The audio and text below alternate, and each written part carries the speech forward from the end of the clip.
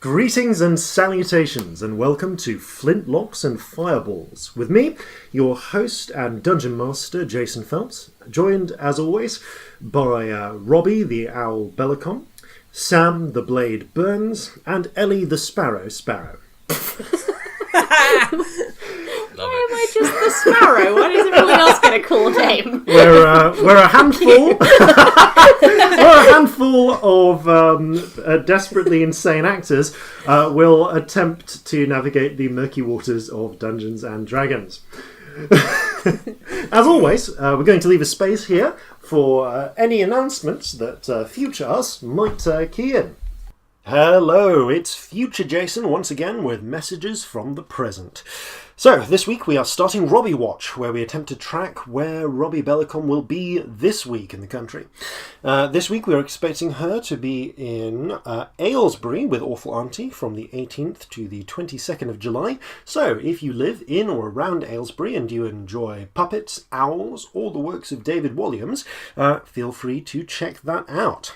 Next up, if you're not already aware of our social media, we do have a Twitter and a Facebook. Twitter at FlintlocksDND, N for November, Facebook/Flintlocks and Fireballs, and you can pop onto those. You can see any bonus material that we've put up. You can comment, ask questions, or just show some love. Any of that's good. And finally, I will encourage you to check out the website as well, flintlocksandfireballs.com. As each week we will be posting our globe-trotting map.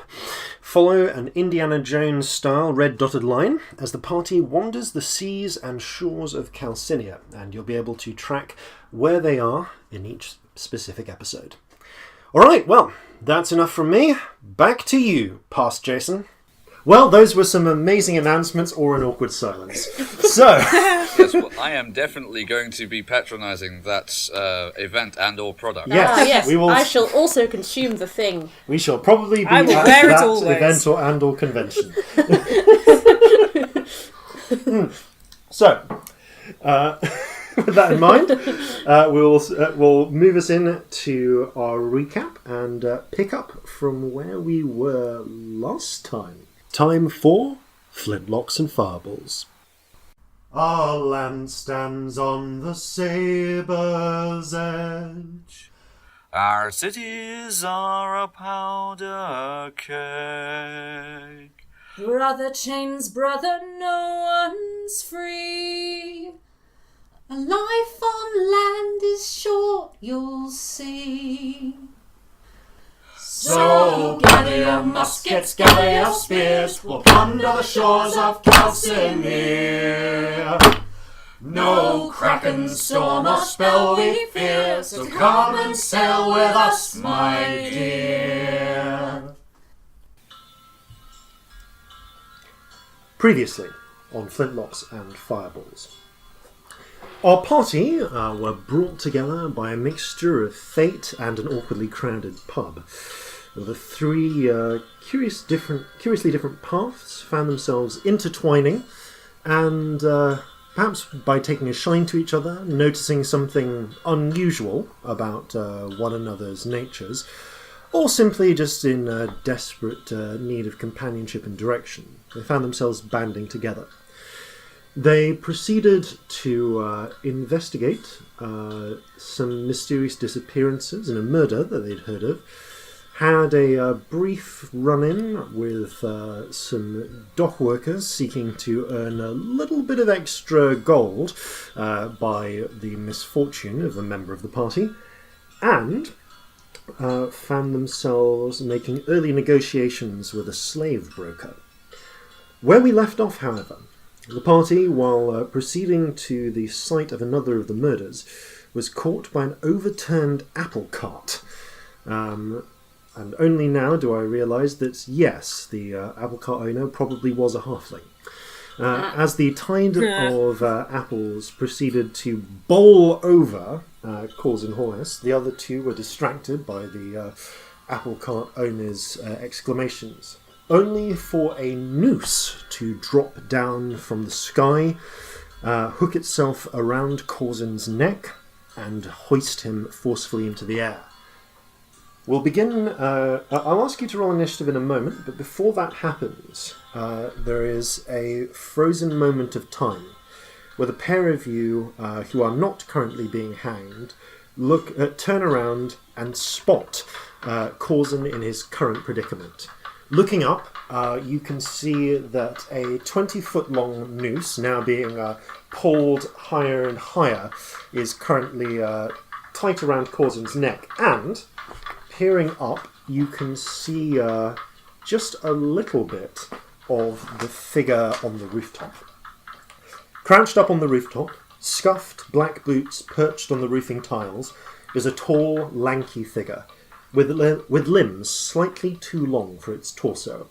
Its face is obscured by the early afternoon sun high behind it, but you can see it is wearing the high-waisted maroon trousers and waist-cut maroon jacket of a member of the Wending Guard. A matching peaked cap is drawn low over its hidden eyes, strands of limp, sandy blonde hair hanging down where they haven't been tied back in a soldier's tail. The jacket hangs open, and you can just make out a pale, slender chest. There is a long, curved scar across his belly, which seems to have been stitched together with oakum, strands of old rope used as sutures rather than surgical thread. Half covering the scar is a long coil of rope wrapped around the figure's waist, one end terminating in what appears to be a crude hook formed of 3 bent marlin spikes, the other held in his pale hands and hanging taut directly downwards, ending in the noose currently tight around Corzin's neck. Okay, with that, I'm going to ask you all to please roll initiative. I've got so few hit points, I'm not prepared. It's gonna be fine, we're all gonna die. Oh, balls. That's actually a good initiative roll, dear God. Okay. That's a 15. Okay, so yes, Corzin was... Corzin 15. 19. Celestia 19. 7. Okay, so Cell 19, Corz and 7. Okay, and we'll see what the figure gets. You may be in luck. Alright, so Celestia, you are first. Okay. Shit. Okay. Okay. I'm gonna get out 2 little finger puppets from my inside pocket of my jacket. Okay. And I'm going to do a really, really short show where they sort of fall in love and then they have a kiss and then one of them hits the other one and it falls on the floor and they're all talking in little like high voices like kind of thing. And from that I will cast Tasha's hideous laughter on the thing. Okay. That is... What save is that? Is that wisdom? If you can just go... Yes, I believe. It's a wisdom save, yes. Okay. Otherwise he falls Which Robbie and prone. I have just Okay, failed. what is your spell save? Oh, I've got it here. Your spell save DC is 14. 14. Okay. Doesn't make it. So, the figure suddenly starts to... and it kind of like falls back onto its haunches. Still on the roof, doesn't fall off, but its grip slackens. And Corzin, the rope is still around your neck, but you are dropped suddenly to the ground. You are only about 5 feet up. You don't take any damage from this yet. Oh, good. But the noose is still tight around your neck. So you and this is important because this means that choking rules are in effect. What's your Constitution modifier? My Constitution modifier is +3. Okay, so you have unless you can get this rope loosened or off, then in 3 rounds you will pass out from the rope cutting off the blood supply to your brain. Okay. Right. So, Celestia, do you want to move or take any bonus actions? I mean, can I go over and like try and untie the rope? Is he close That's an enough? action. Oh, that's Okay, an action. You can get up to him. Yeah. Okay, I'll get up to him. Yeah. You wade your way through apples and get next to the Yeah. currently struggling halfling. Okay, Corzin, you are next. All right. Can I attempt to... If this is a noose, can I reach around and try and grab the part to slacken it? Yes, I'm going to say this is a sleight of hand check, because this is based on your dexterous abilities. Sleight of hand. Okay. or an acrobatics Natural check. 20! Fantastic. Either way, you deftly, with your small fingers, manage to get hold of that, and you manage to pull the noose loose and slip it off your head. Okay, you are free of the noose. That's your action. Do you want to take a bonus action or move at all? Yes. Having taken the noose off my neck, I am going to try and flatten myself to the wall of the building from whence it came. Okay. And if I have enough of an action left, I'd just like to tighten the noose to the point where it can't go around anything anymore. Okay, yeah, I'll say that's a bonus action. You just take it down to a very small hoop, so it can't get around any necks. Excellent. Yeah. Okay, that makes it the figure's turn. The figure spends most of its turn laughing, giggling on the roof tiles. So, wisdom save. Okay, nope. It continues to giggle for the moment. It's just utterly consumed by slightly ridiculous laughter. My puppet show is fucking hilarious. Trixie, little fingers. Oh, what such fun with little singers. So, that makes Scamp's go. Oh, shit. I would like to remind you before I do anything that I did use Tides of Chaos last time. I've remembered that. Oh no! Shit. Good. I thought I should point it out That's just in horrifying case. at level 1. Okay, how high up's the figure? 20 feet, was it? Yeah. Right. Yeah, can I start moving towards the wall and trying to climb up a bit to have a look at who this or what this is? Okay, you want to try and climb the wall? That's fine. Yes. This is... how do you want to climb it? You're just going to shimmy up there is a drain pipe, or are you going to try and shimmy up the noose rope? Oh, I'm not going up that noose rope. Is he even holding it still? That's no, just no. Okay. But as soon as I'm 20 feet from my allies, if I can be, I would like to cast Mage Armor. Okay. You run up close up to them. Yeah, it's fine. You run close up to them, and you pull out of your one of your pockets a little strip of leather which you tie around your arm, tighten it, and you can. It's going around a horn. Oh, you're wrapping it around a horn. Yep, you wrap it around with your horns, tighten it, and you feel the same sort of protection that your horn gives you. The protection of the horn spread across all of your skin. Your skin now has the same durability as your horns. Okay. That will continue for, 8 hours? 8 hours. 8 hours. That's amazing. Yeah. Mage Armor is a useful spell. Okay. Yes, it is. Top of the round, Celestia. Okay. Ooh.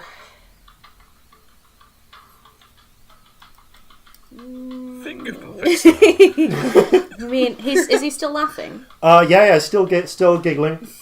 Because he's on the floor on top of a building, would aiming for him with a ranged weapon be really, really difficult? How would that go? Yes, he is prone, so aiming a ranged weapon at him is ranged is bad when it's prone, isn't it? Yeah. Okay, so I am going to try and get up to him, I think. Okay, that will be an athletics check, I'd say, to try and shimmy up the drain pipe. Okay, I'm going to do that. Okay.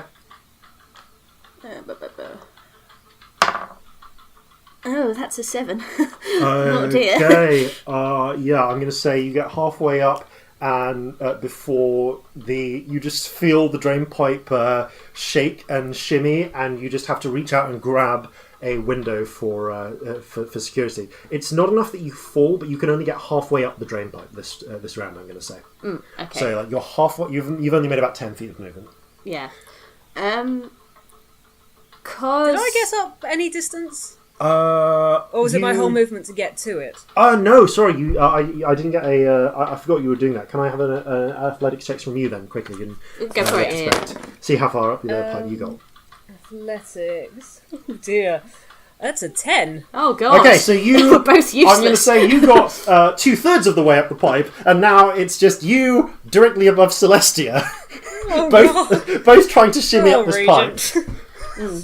I'm not strong. No.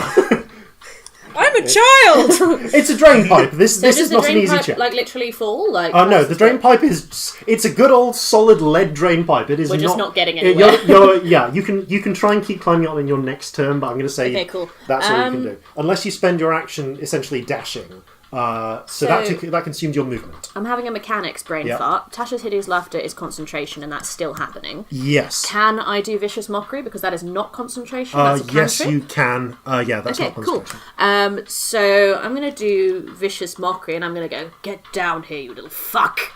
Okay, so that's another Wisdom wisdom save. save. Yes. Language! Oh.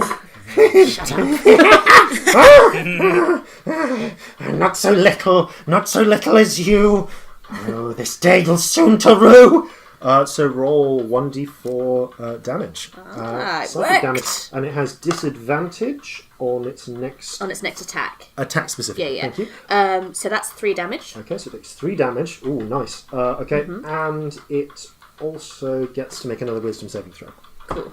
For laughing. Yeah, that was no, no. It's been consistently rolling 3, 4, and 3 the last 3 rolls. So everything is still hilarious. Yes, no. It's despite the Fantastic. mockery, it's kind of laughing with that a lot as well. Possibly hates itself a little. Excellent. Okay, so Corzin. No, I'm not done. Oh no, you're not done. I've got a bonus action, Oh, yes. haven't I? Yeah. So I am going to give Scamp inspiration. Okay. So I'm gonna I'm gonna reach behind my back and take a little strum on my guitar and go, Scamp, you're fabulous. And you're gonna get a d6 of inspiration that you can use in the next 10 minutes. Excellent. Okay.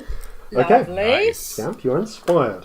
Speaking of inspirations, Corzin, you are currently less inspired and more. You're inspired by the idea of not dying.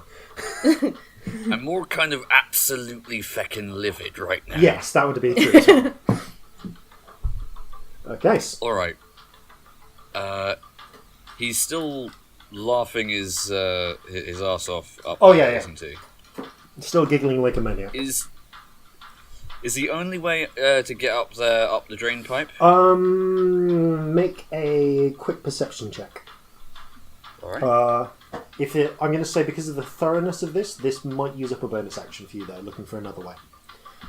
Fair enough. That's going to be an unnatural 20. Okay. Not that you can see, but you remember there was essentially a set of steps on the other side of the building, so you can rush round to. It'll take a dash action, but you can rush round and up those steps and try and get up to the roof that way. All right, yeah, I think that's what I'm going to do. I'm going to try and go around the outside. Yeah, you but scuffle I'm gonna- back, rush round, and hot-foot it up the steps. There's like a little bit of a jump, but it's small enough that you just sort of leap up, catch the lip of the roof, and pull yourself up. Yeah. As I go, I'm going to try and hug the wall as much as I can, just to prevent myself from presenting any further Target. targets to the enemy. Fair enough. Okay. Speaking of which, he gets another saving throw. 14, right? Yes. Oh, not quite. Okay. Still giggling on the floor. Tasha's hideous laughter is powerful against a foe with not that great a wisdom. My finger puppets are fucking hilarious. So yeah, still giggling, still laughing. Okay, Scamp. I'm going to say make another athletics check to make up the rest of the way up the. Bugger. 16! Okay, yeah, you shimmy up the rest of the way. You're now on the roof. You're about 10 feet away from this giggling figure. And now that you are up by this in the sun, you can see because he's kind of rolling back on the floor. You've got a bit of a better look at him. You can catch hold of his face as well. And catching a glimpse of this figure's face, you can see its features are pale white, the flesh drawn tight across the bone. The lips peel back slightly, revealing yellow-white teeth and black gums, twisted into a wicked grin, while currently actually now in a full-on belly laugh. But worst of all are its eyes. Not the clouded corneas you would expect, but two coal-black orbs filled with hunger, malice, and at this particular moment, twisted glee. Ooh. Okay, what would you like to do? So this is not a living person. Is that what I'm seeing? Is that Would what you know I that? would assume? I mean, make Looking at it, this sounds not living. I'm gonna say, like, you can make an Arcana check to see if you can try and identify this thing, but otherwise you get the feeling probably not. Or maybe they have a horrendous skin condition. Yeah, I was assuming, okay, this is a bad person, let's see if I can tie them up, but this is an undead monstrosity. So, maybe I'm just gonna hit it with something. Okay. So, ranged has disadvantage? Yep. Unless you're within 5 feet of it. You could actually move within 5 feet of it and essentially shoot downwards, in which case you get advantage. Even with ranged? I thought... Yep, no, sure. the rule is... I looked over the rules again, and when something is prone, so long as an attack is within 5 feet, it has advantage. Great, then I will move within 5 feet. Okay, you just step right up next to it. What do you do? I'm going to pull out the little diamond ring that I still don't entirely know why I have it. Okay. And I'm going to just sort of focus on it and cast Chromatic Orb without really knowing what I'm doing. Alright. You feel a surge of energy within you. You feel also kind of like a flare of possibilities as to what specific energy you want to channel forwards. So I'm going to ask, what type of damage would you like to do? I'm going to Your say... options are... Yeah, I've got, I think Thunder. I'm going to try Thunder. Okay. As you sort of push the diamond ring forwards, you feel power surge out of you, and... It's advantage, isn't it? Yep, advantage. So that is a 19 to hit. That hits, and with a sudden crack, you just see the air shiver in front of it as the blast of power strikes this creature dead in the chest. Can I ask you to roll 3d8 damage, please? Oh my god, that's so much at first level. Mm-hmm. This is all my spells gone. All my slots gone. That is 12. Okay. 12 points of damage. Jesus. Crikey, Medikey. Right, that is impressive. Okay. That is all my spell slots gone. Yeah, and can I also ask you to please roll D100?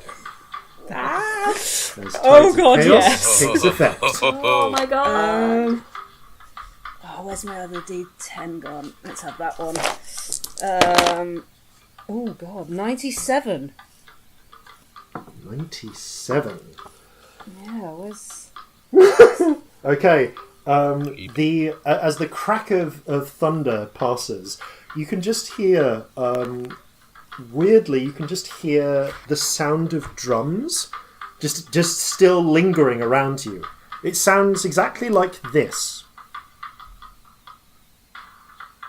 And it persists for the next minute.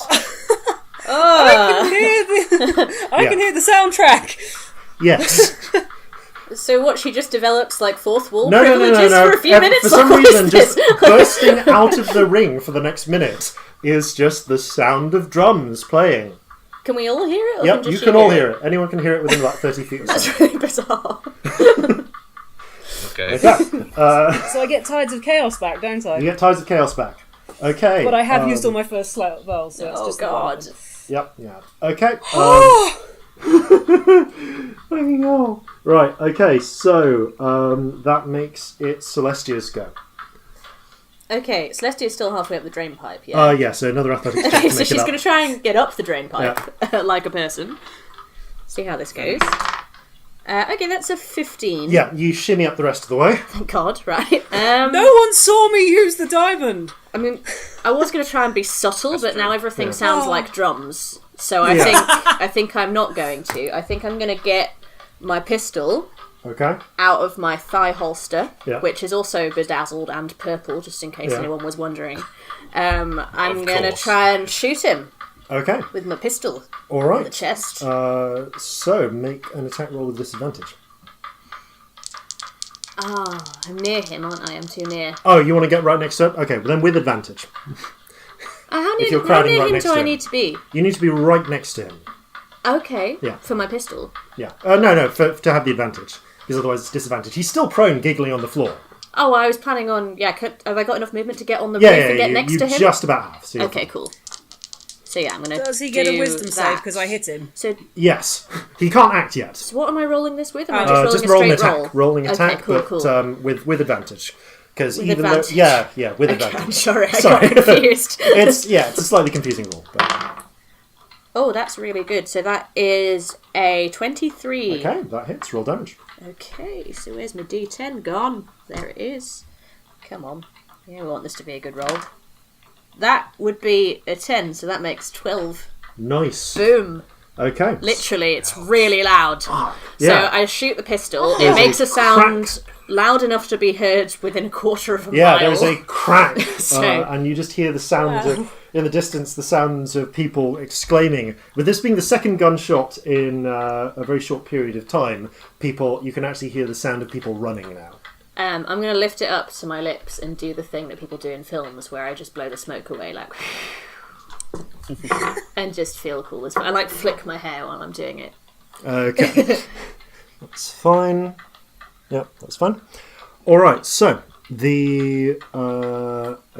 So, advantage. He gets advantage on this. save Okay, if I it's have not made been by rolling advantage attack. for these if they've been triggered by spell damage. So I'm sorry. Yeah, no, he should have actually broken free of that a while ago, but he did on that time. So Okay, now, cool. yeah, the giggling finally stops. Oh, That's shit. important. That is an important rule that the DM should have known about. We know now. I should have read that card a bit closer. That's all right. Okay, Sorry, I assumed you were because I can't see what no, you're no, rolling. it's fine. Corzin, you are Yep. up on the roof. You've just seen Celestia basically just unload a pistol round into this creature's chest, which has Okay. finally stopped the laughing, at least. Right. Strange question. Yep. Did the pistol round go all the way through him? No, it is lodged inside. Ooh. Right. Okay.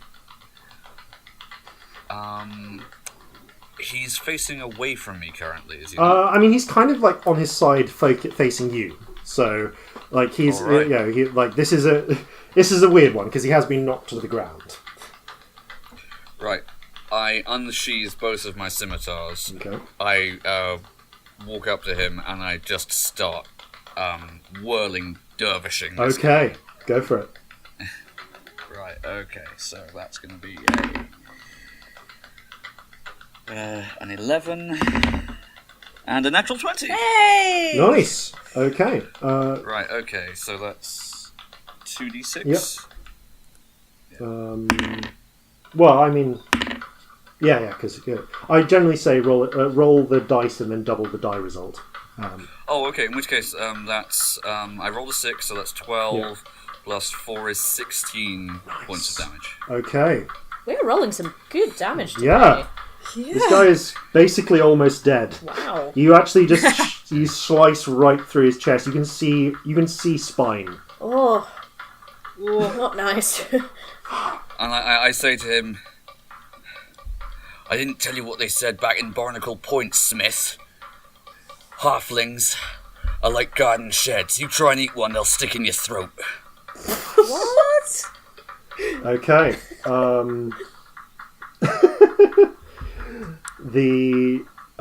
Okay, so He's not good at no. metaphors. Okay, that makes it the creature's turn.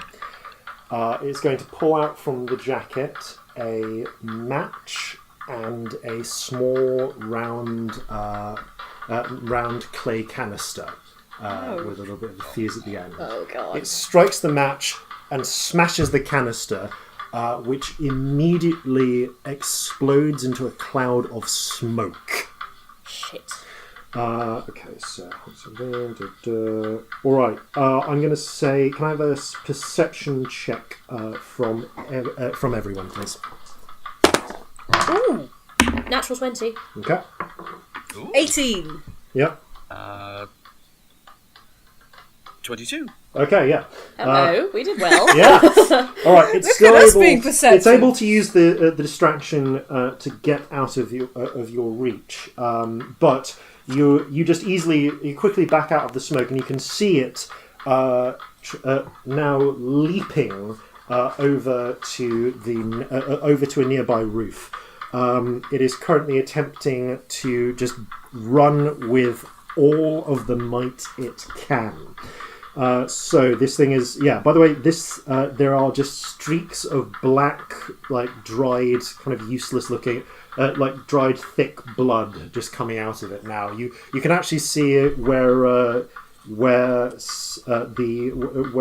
Corzin's sabers went through. There is now a hole running through the back as well. You can just see daylight poking through it. Wow. This thing is All right. almost dead, but it's going. Do any of us? It's going to run for everything it has. Do any of us get an opportunity attack because we're right next to it? Or did the smoke stop that? The smoke gave it just enough of a claw to get through. Fair enough. Yeah. Okay. Yep. So yeah, it is essentially just running. It had one. I gave it one legendary action, which it never got to take because it was laughing on the floor for this whole fucking time. So it used its legendary action on the smoke bomb and then has just dashed. Finger puppets are funny, disengaged man. dashed. Just saying. But yeah. So it's just fucking running for it. Okay, whose turn is it? Where are we at? Okay, so it is now Scamp's turn.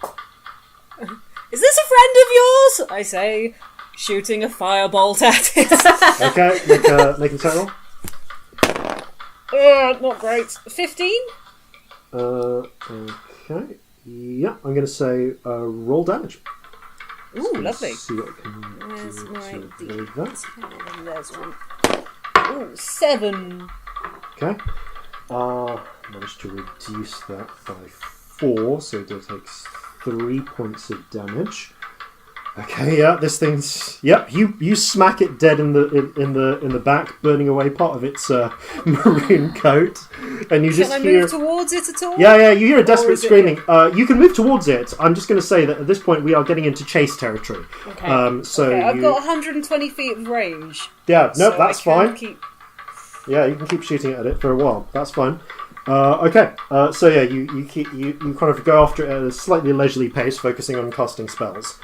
Alright, so that makes it Celestia.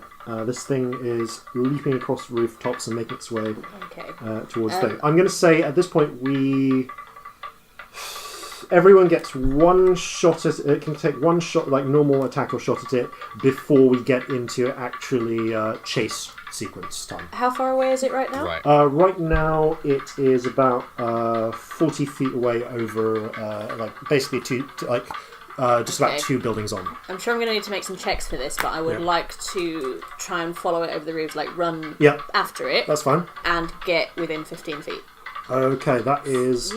that's going to be an opposed acrobatics or athletics check. I'm going to do acrobatics because I'm better at that, if that's okay. So, only if that's alright with fine. you. Cool. So... Oh shit, balls. That's a natural one. No. okay. Oh fuck. Oh no. I'm going to fall off a roof and die. No, that's fine. That actually hits a very convenient point for me. So as you're gaining on it, and you get almost within 15 feet when you realise it's leaping across. It's running up to a pre-prepared zip line. One of the ones that's been roped across across thing, and it takes the marlin spike grappling hook, hooks it onto it, and zip lines across. You try to do the same, like with just with what do you have weapons What do I wise? have? You got a rapier. I've got a rapier. So yeah. with one with your daggers, just like sort of using the flat of it, but you just miss and slip and fall. Oh shit. Make another acrobatics check to see if you can reduce God. damage. That is a 16. That's fine. So you take 2 points of falling damage instead. As you hit and you just feel it in your knees a bit. Cool. Okay. Oh, 2 points are so many at level 1. That's fine. Help. Yeah, your knees are kind of like feeling the superhero landing a bit. Celestia, as she falls, goes, not cool. Okay, Corzin. Alright. I assume that's my turn. Yeah, that's your turn. Yeah. Yeah. Do I still have a clear line of sight to them? I'm gonna say because of the smoke probably gives. No, you can run out of the smoke. So I'm gonna say you get one shot if you're using the. All right. I am going to. I'm going to take the carbine off my shoulder, line it up, and try and hit him as he's going across the zip line. Okay, go for it. All right. Oh, that's a 22 to hit. That hits. Roll damage. Right. Terrible damage, but that's 6 points of piercing damage. Okay. Yep, percussive damage actually. Okay, it shoots him. Okay. I'm going to say you see him crumple at the other end of the line. But he reaches up with a knife and cuts the line before starting to drag himself along, across the roof and then dropping down into the far alleyway. He's looking... he's barely holding it together. Damn it, that was going to be my next thing. Okay, I am going to try and chase him though. Okay. That's fine. For as far as my movement will allow me. That's fine. I'm going to say you know where the zipline is, so you're able to get up to that. Okay, so yep. Right, we're into chase time at this point. So, the three of you by now... He's broken line of sight by going down into an alleyway. So the three of you quickly make... Well, the two of you make up to where Celestia is picking herself up off the ground. Looking into the side where he's dropped, the alleyway leads into a main street where there is now a large crowd of people just moving. They're actually moving at a quick pace. There's a lot of confusion. People are milling around because they've heard all of these gunshots. You can see soldiers are starting to arrive. Can I have insight checks, please? From everyone? Yep. Anyone who wants to make one? Ooh. Oh. 7. 19. 4. Okay, Scamp. You spotting where the others, where the various where the various things are. You know what? You remember his outfit, and you look around the different soldiers until you spot one with a torn and burn-blasted back of his uniform. He's got his he's got the jacket pulled close, cap down, trying to blend in with the crowd. But you've marked him, and you can see he's now shuffling towards the far end of the crowd, up towards a stall over which you can see is suspended. So there's some construction work kind of going up by the building, or maybe repairs, and there's a like a bit of a scaffolding there, and there's like someone has basically set up a little lift to bring bricks up to the upper layers and so on, which is currently up at the top. But yes, you can see him. You're easily able to. You can keep up with him now, although it's up to you whether you want to necessarily fire any weapons through a moving crowd. I'm going to say not. You can also see. Sorry, I forgot to mention this, but he does actually have a musket slung across his back. Has not yet had the opportunity to use it. Thanks to the amazing, almost game-breaking power of Tasha's hideous laughter. Just bad rolls. Yeah, no. My DC isn't that high. It's high. 14 at first level is actually pretty good. Yeah.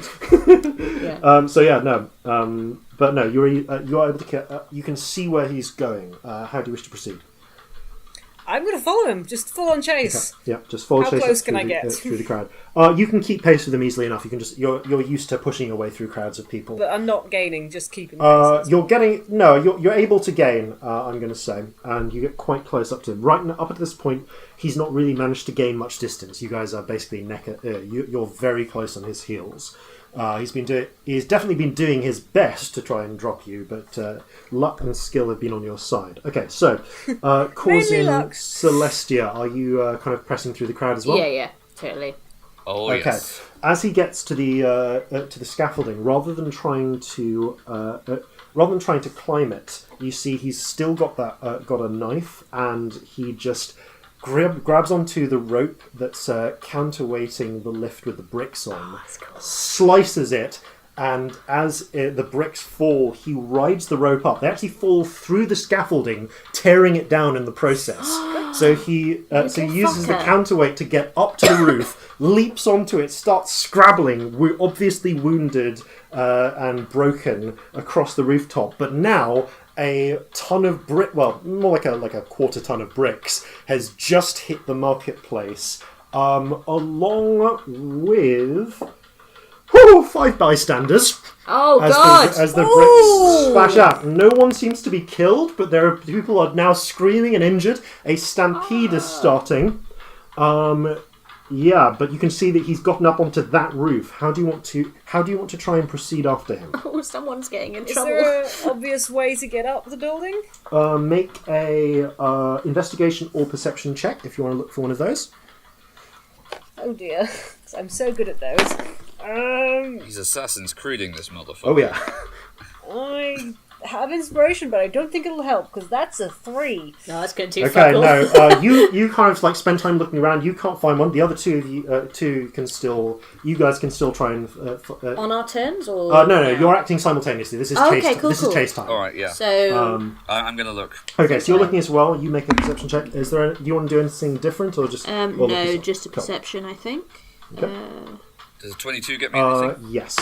I'm going to say. I got an 11. So okay, probably so not. no. Okay, you are right now. You are actually able to get a bit ahead of the rest of the group, just because you notice it. You call out to the others, but they're now lagging a little bit behind you.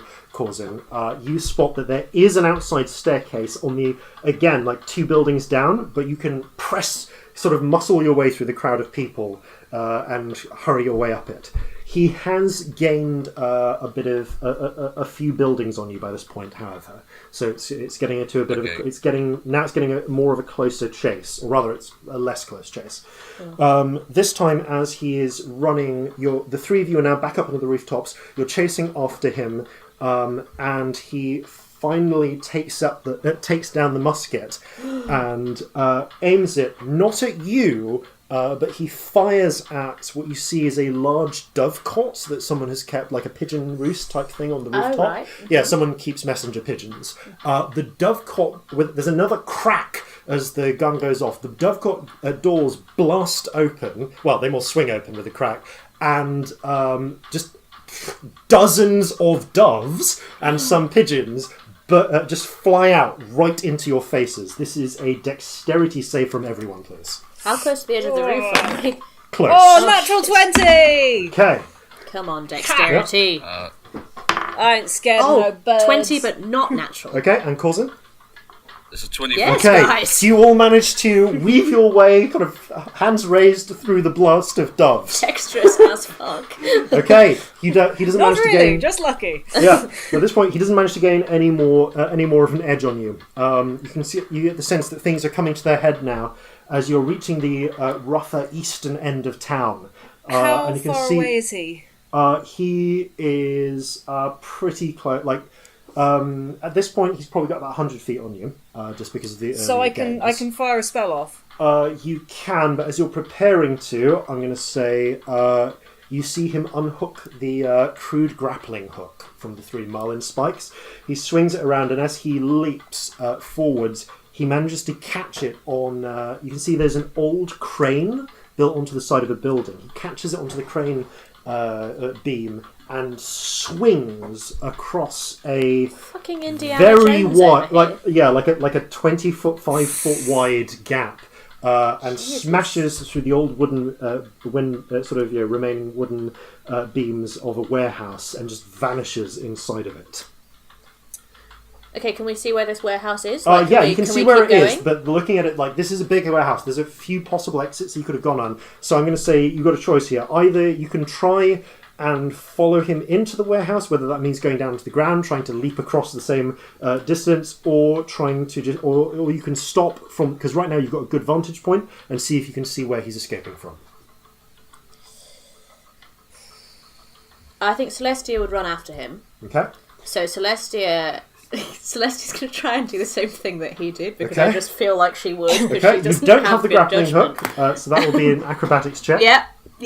Okay. I won, I imagine. So, That's actually not bad. That's a 20, non-natural. Okay, you leap across. You basically just manage to grab the edge of the window with your fingers, smack into the side, but you pull yourself up, and you can just see him disappearing down the stairs, which you're going to start following. Following him start after. Running. Corzin and Scamp. I'm gonna. Corzin has the belaying pin, so he's going to try and follow. Okay, bear in mind, he didn't leave a... This wasn't out on a... he took the grappling hook with the rope after him. So this isn't a zipline situation. That was Celestia literally just jumping a 25-foot running jump. Ah, that was a big jump I did. Yes. Okay, there is no way in hell Corzin's going to be able to do that. Yeah. Is there a way he can get down from where he is? Yeah, I'm going to say this is probably... I'm going to say investigation check to try and... investigation or perception to try and get a sensible route down. And try not to lose some space. That's going to be a 16. Okay, you manage to find a route down. You quickly scurry. You can see that there's a drain pipe which would be much easier to get down than up, and you manage to just sort of fireman's pole down the side of it, very carefully avoiding trapping your hands in where the pipe is actually connected to the wall, and manage to race after him. Scamp. I'm going to stand right at the edge of the roof and shout to Celestia, "Which way is he going?" How do I describe where it is? I really don't know. All you can see is that he's going down some stairs and you're chasing him at this point. So you know he's leaving on the ground floor, probably. Down the stairs! Yeah. What stairs? These ones! Okay. Great! I'm going to keep running down. Yeah. So I'm going to watch every exit I can. Okay. Make a perception check then to see where he comes out of. Oh dear. I'm just trying to hear where I am. Can I use Tides of Chaos again now? Okay. Oh, no. So that's a 16. Okay. You see him followed about 15 seconds later by Celestia, burst out of one of the lower doors, signaling Corzin as well. The three of you are able to give chase. Can I shoot a spell off at this point? Is he close enough? I'm going to say it pushes him beyond 120 feet. Okay. So not without getting off the roof. In any case, you're able to follow him. He, in the last stages of it, he's just about able to lose you in some alleyways. But looking at the state he cannot have gotten far. Mm-hmm. You're pretty sure that wherever he is somewhere close. And looking round, I'm going to give you a bit of a description about where you are and where you've ended up. Was he bleeding? He was, yes. I'm going to be looking for blood on the floor. Okay, you do find some dried blood, but I'm going to say it's a survival check to try and see if you can make some effort to track that. Okay. Yeah, I'm not very good at survival, so we'll see how this goes. I'm just very slowly coming down the drain That's pipe. a 13 for my survival, if that's Probably actually do. relevant. It's a 16 for me. Oh, that's better. If he possibly still counts as human, I don't think he does, but if he did, then I would have you don't get advantage advantage, on that roll, unfortunately. no, okay, but 16. All right. So you follow the trail for a little while until you see it stops around a wall where there's some scuff marks, but doesn't continue when you check up on the roof. However, you're pretty sure that, again, looking at how exhausted he was, he must be somewhere close by. So, looking around, you've now entered the eastern edge of Scarroll's Cove. This side is not so prosperous as the dockside region. Either this town has fallen on harder times of late, or at some point in the past it experienced a short-lived boom, because this whole district kind of has the look of sudden, overly optimistic expansion. The houses are more cheaply built, some of which had impressive facades, but because of poor materials and... ignore that. That because of poor materials and lack of upkeep have crumbled or just rotted away in places. In fact, there are rather more houses here than people. The press of people who were running and panicked you've now managed to outrun. But there's still a few that you spot here and there, often with quite quite dishevelled looks, old clothes, and most of them seem to be in quite a terrible state, both the people and the houses. Warehouses and workshops lie empty, their innards gutted of everything that wasn't too large or worthless to carry away. There's signs of water damage as well, perhaps pointing to a past flood, ringing the final death knell for the neighbourhood. Scamp, this has been one of the more reliable places, both for you to hide in and sometimes find a place to sleep if nothing better has presented itself. The poor and the desperate live here, those who can't afford rents on intact homes. Rough boards have been used to shore up broken windows and holes in roofing, and there's a definite feeling of make-do and mend to this whole area. But the district you're in now seems to be 3 or 4 streets devoted almost entirely to warehouses, to workshops and factories, now all long since disused. He cannot, looking at how broken he was, how damaged, he cannot have gotten more than 2 streets away. He was already flagging by the time he got where he did, when you lost track of him. So you know he must be close. However, the tracks run dry by the time you get to a rooftop. You can see where he's made a deliberate effort. You can see where a deliberate effort to try and staunch the bleeding with something. There's a washing line. You can see one of the one of the shirts has been roughly dragged off. There's still a bit of torn fabric there. You can see where it's actually been discarded further along. Now just full of black, clotted old blood and possibly bits of organ. Kind of hard to tell. He also seems... You can see a point where he's wiped his feet as well to try and get rid of some of the footprints he's leaving. But, no. Cannot have gotten far. Okay. Corzin, what's a smith and why is it trying to kill us? Couldn't honestly say, but I've got a sneaking suspicion we wouldn't be his first. Okay, so... But you know him! That was a name, not yes, I do. A scary undead monster band. That's a name. It used to be a member of the crew, alright? Right, was he undead at the time? How long has he not been a member of the crew?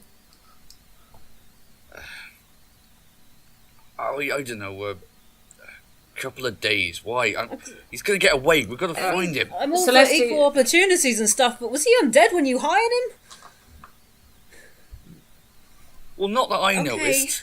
Right, looking for tracks. Yeah, Celestia's looking in the nearest building, I guess. Okay. It seems to be... nearest building is an old warehouse. Looked to have once been used for keeping bales of hemp in. Mm-hmm. Make an investigation check. Oh, God. That is a 3. Can I also look around? I can't roll for anything except damage today, apparently. Yeah, make another investigation check if you want. Have I still got inspiration? Has it been more than 10 minutes? It's not been more than 10 minutes. Okay, I'm going to use it because that was terrible. Mm-hmm. Oh, that's better. 15? Okay. Looking around, you short of spending a few hours, meticulously checking every single one of these buildings, you get the feeling that that the trail has gone cold for the immediate moment. But as I said, there are some people around, and you do. Although most of them sort of shuffle away at your appearance, they possibly don't have the best experience with nicer looking members of the public. There is you do spot one figure who doesn't shy away at your presence. They seem to be manning it was essentially a cart just piled high with bric-a-brac, junk, detritus of all sorts, some looking interesting, some looking quite common. It is a gnome, actually. You can... I'll just get a description for you. Looking at them, they are a gnomish woman, doesn't look that old, fairly young. They appear to have pale skin and kind of just bluish, but with a slight tinge of violet to their eyes. They have silver hair on one side of their head, tied up in a pigtail, but the other side has been shaved bald and appears to be tattooed with, as far as you can tell, just iridescent ink. It seems to change colour as she turns her head. And she seems to have noticed the three of you as you're searching through the nearby buildings. Doesn't approach, just sort of standing by her cart and looking on with curiosity. Celestia gets a gold coin out and goes over. You there. Did you see an undead blonde thing go past at any point? Big teeth. There's a guard. Probably bleeding. Well, she says, I'm not entirely sure that I saw something like that. I did see there was a whole, some sort of rooftop race going on, but they lost track of that when they went into that big old warehouse over there. Would you recognise that's the one that he went into? That's the one that we started in, was it? Yeah, Cool. the one where he did the grappling hook into.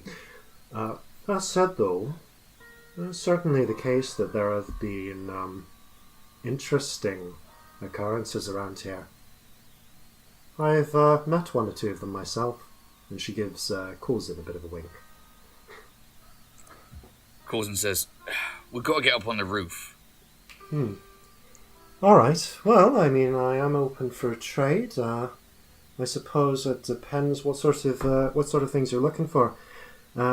In terms of getting up onto a roof, I'm sure there's something I could fit you out with in here. But if it's information you're looking for, I might have heard about one or two strange. I give her a coin.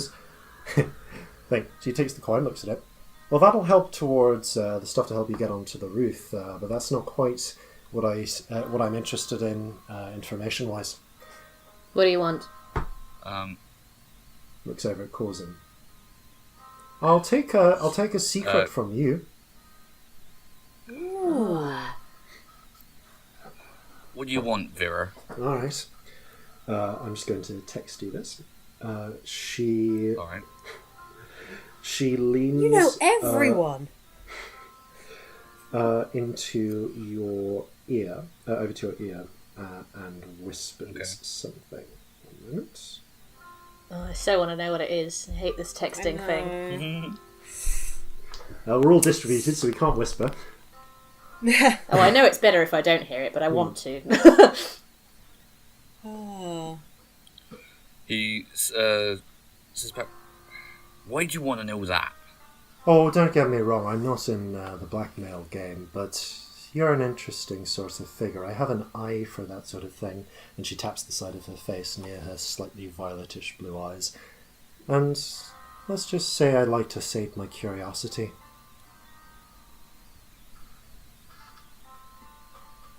If I tell you this, are you going to be able to give us something substantial? We don't want to let this guy get away. I'll tell you what I know. He's killed at least 3 people. Don't worry, I'll tell you what I know. I just want to know this.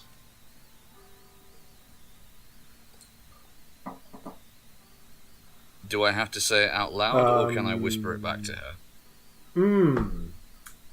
Does she want it out loud, I suppose? You can whisper it back to her, but the way I'm going to say this is, can I, Ellie, Robbie, can I ask you to take your headphones off for the next 10 seconds? Yeah, of course. Yes. Tell us when to put them back on. Okay. Going off now? So, okay, Sam, say it now. He leans in and he says, her name was Molly. Thank you. Now, Okay, you can both tell us put your headphones you know. back up. This is maddening. Robs, have you Celestia's like, on? what was it? What did you tell her? Tell me. What did you say? I'm just waiting for Robs to put her headphones back on, so that I know where to continue. I realise there's no way for me to... I'm going to text her to tell her to put her headphones on, because I realise she doesn't I actually worked it have out. Okay, Oh, yeah. that's Great. there we go. What were you about? I could hear Okay. Ellie's voice from a distance. I'm like, wait a Okay. moment. Okay then, so, here's what I know. someone or something has been causing a bit of trouble around this district. But a few disappearances, the like. They wouldn't have noticed it up in the upper town at first, but some of the poor around here started to go missing. Now, I did notice a couple of interesting things. Someone has been rounding up some of the wild stray dogs around here. You know, the proper man-biters, the rabbit types. And if I were you, I'd maybe look and see where they've ended up, because they've definitely been coming together in one place. Another word of warning. I heard a bit of a disturbance earlier today. Wasn't sure exactly what or where it was, but somewhere, and she points towards a selection of, like one of the few streets in the area. Over, I think, towards Sandhauer's Roll. It was a bit muffled, but I could have sworn I heard a girl or a boy making a lot of racket. Not human or halfling though. Had a bit of a dragonborn sort of sound to it. Corzin cocks his head at that. I'd say if You sure about that? I'm pretty sure. I've heard of quite a few dragonborn cry in my time, and laugh and sing, all manner of things. And there's something about the throat. Can't quite get the dragon out of it. So my best bet would be try that street over there. Maybe look into seeing if you can find any tracks of dogs. And also worth mentioning, if you're looking for something to help you with the climbing, I might have a thing or two I can just sell you for normal coin. Well, I've given you a coin, that would be good. Aye, well, that'll definitely go towards it. And she starts rummaging through her cart full of various objects. This is on the kit section, one minute. I'll lean over to Scamp while this is happening. Are you sure we can trust her? She's a gnome. Gnomes are sneaky bastards. No, what?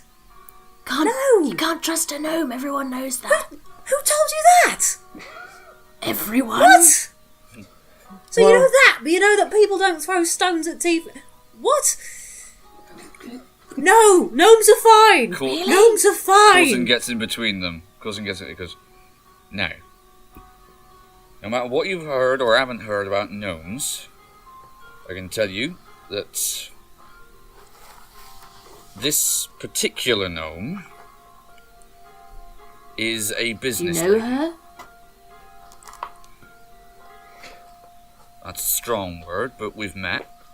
Right, so I've got a couple of interesting things in here. I've got a few things. I mean, if I were to put together a full kit for you with boot tips, pythons, gloves, and a harness, a full climber's kit would be looking at something in the region of maybe 25 gold crowns. But if you just want some rope and a grappling hook, I could do you that for 3. Wouldn't be as comprehensive, but it's something. Do I want to climb this kit?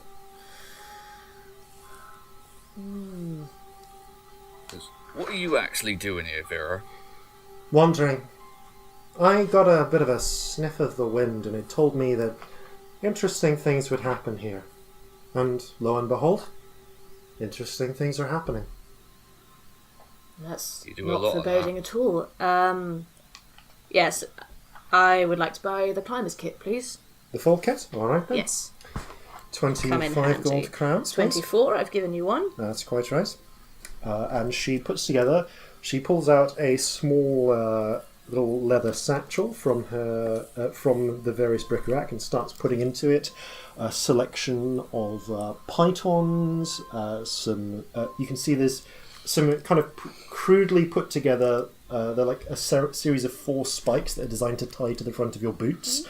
There's some gloves with rough padding that to give you a bit of secure help when climbing, and also a crudely but kind of solidly put together harness made out of rope and leather. So, fun fact, when it's an action to use the climber's kit, but if you use it, you cannot fall more than 25 feet. You can also set it to have less than 25 feet. And then can I when you fall, climb up and then throw it down for other people? Yes, and you can also climb up, throw it down, and do that. And what kind of check is it? I would basically say that a climber's kit at base gives you advantage on athletics checks for climbing. Okay, cool. And also makes it possible to climb surfaces that would otherwise not be possible. Cool. Out of, say, a smooth-walled pit or something like that. That will provide the assistance. I also, just because, and she pulls out a small, and by small I mean like it's about the size of Corzin's thumb. Little clay ampule. What is an ampule?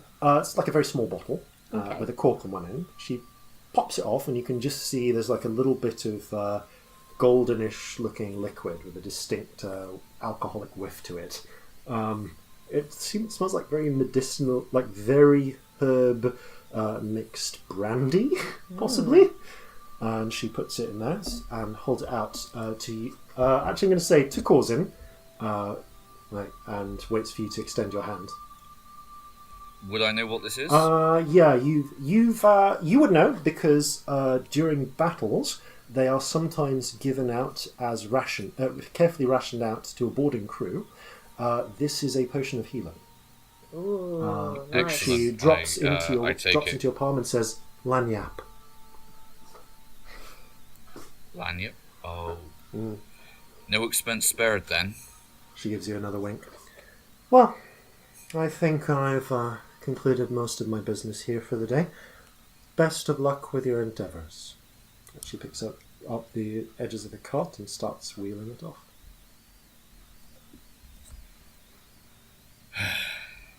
Celestia very thoroughly inspects the climber's kit. Make an investigation check. I dropped my dice on the floor. Off the table that doesn't count. Hang on. That's a 5. I mean, as far as you can tell, like it looks a bit put together, but it seems very sturdy. I look over at the other two while I'm doing this and just say, "Well, you can never be too careful with gnomes." Oh, come on!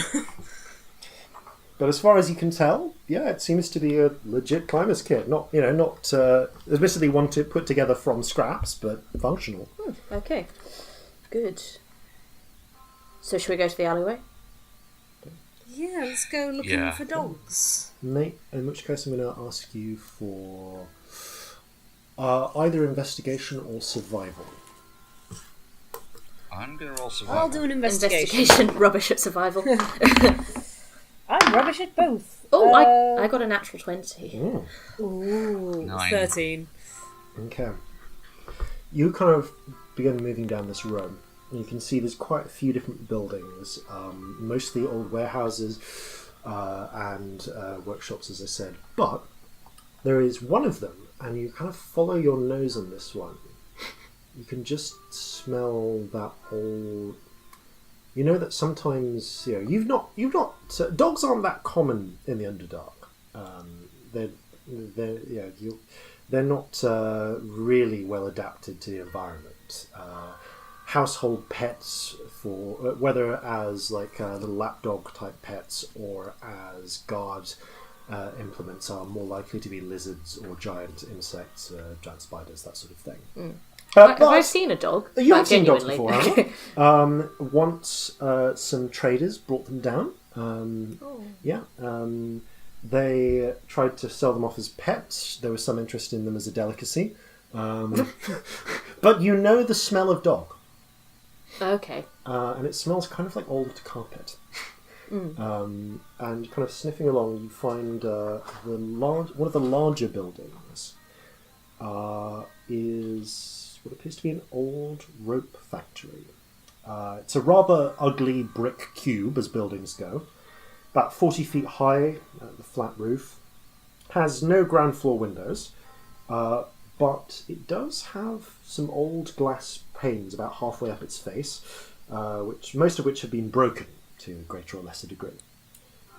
There's an ancient sign on the front of it proclaiming the name G. Sanhauer, cord, hemp and rope above the front. Although the name has mostly faded with time, leaving only one of the N's in Sanhauer, the O in cord, and the H in hemp clearly left. Rope has survived best of all of them, with only the R missing and the last 3 letters still clearly visible. So what does it read? N-O-H-O. Ah. A 15-foot-high wooden fence remains around the front courtyard. It's actually surprisingly intact. Celestia looks at the no hope sign and goes, poetic, and writes it down in her little book for a song later. And there is Scamp doesn't get Corzin it. is going to take Corzin is going to take a moment to reload his carbine. A large wooden gate sits in the middle of the fence, wide enough that you could get a cart through, although it's currently closed. And the district itself is very quiet. There's little sound from the surrounding buildings. But even if you hadn't picked up the scent of dog beforehand, the stench would have assaulted your senses first. The whole building and this courtyard reeks of rotting meat, and the distinctive dog smell of old, wet carpet. I whisper to the other two, you can't be far around here. Is this the point where we should get the guards? Maybe. I worry that he'll be gone. Did you see the uniform he was wearing? Okay, so we're going to fight the undead monster and the dogs. Fine, just checking. Well, there aren't any guards around here. He might be gone if we try and find any. Because right now he's pretty injured. He can't have got very far. Well, let's face it, the guards aren't going to come down this end of town. No. And by the looks of it, at least one of the guards came off second best when they tried to tangle with him. Yep. Yeah, they're not going to seek We've him out hurt again, We've really, got are him they? cornered. Not if they can avoid it. They ain't paid Does enough. he look undead enough that if we took him to a guard, they wouldn't think we'd just killed a guard? I mean, yeah, He looks a fuck sight more undead than he did last time I saw him. Okay, so his corpse Right. would be enough to convince them that we hadn't just murdered a member of the Watch, for example. And it's not his uniform. This is a guy from your crew. So he's a stolen uniform. That's a crime in the first place. True, actually. And if we got a couple of members of your ship involved, we could say they would say they know him and he's obviously not a guard. So yes, okay, it's not going to look like we've killed a guard. Important things. No. It's going to look like we killed somebody who stole a coat off a guard. Yes. There is a missing guard. He did kill the guard. That's a big crime. That's a huge crime. Yeah, whereas, if we bring him in, then we've just done ourselves some community service. Yes, and hopefully we'll be recognised as local heroes. And Celestia everyone does a can little forget twang on about her a certain guitar. diamond ring. Right, so I shall write a song about it. Let's find him. Let's not get killed first, then write the song. Yes, we'll do that bit first, then I shall write a song, and it shall go down in history books. Okay. Celestia just goes into the alleyway at this point. Is She this just keeps gate going. locked? Where are we up to? We're in the alleyway looking, already, aren't we? Sorry. I mean, it's on the main street. There are a couple of like small alleyways either side of the building as well, which you haven't gone down into. But looking at it on the main street, there's like a front entryway which is fenced, and then the sides of the building aren't fenced. Looking at the gate appears to be closed, and peering at it. Actually, I'm going to say, can you make a perception check if you want to kind of peer through the gap in between the doors, please? Yep. I will. That's a 10. 16. From... Okay, Corzin, you can see, peering into it, you can see that there's a bit of a gap. The gate appears to be closed, but it's closed with a latch rather than a lock, as far as you can tell. You could easily put a blade through that and lift the latch, no problem. Rather more concerning, however, peering through, are the dogs on the other side. Looking at the courtyard, there is... Well, first of all, you can see a few. You can see a few piles of something. Looks like roughly cut meat that have just been left near. Some of them just like left in the corners of this little courtyard. Others thrown into piles of old hemp. And there are also 6 dogs, varying breeds, mostly mutts and mongrels of different types, but all quite big.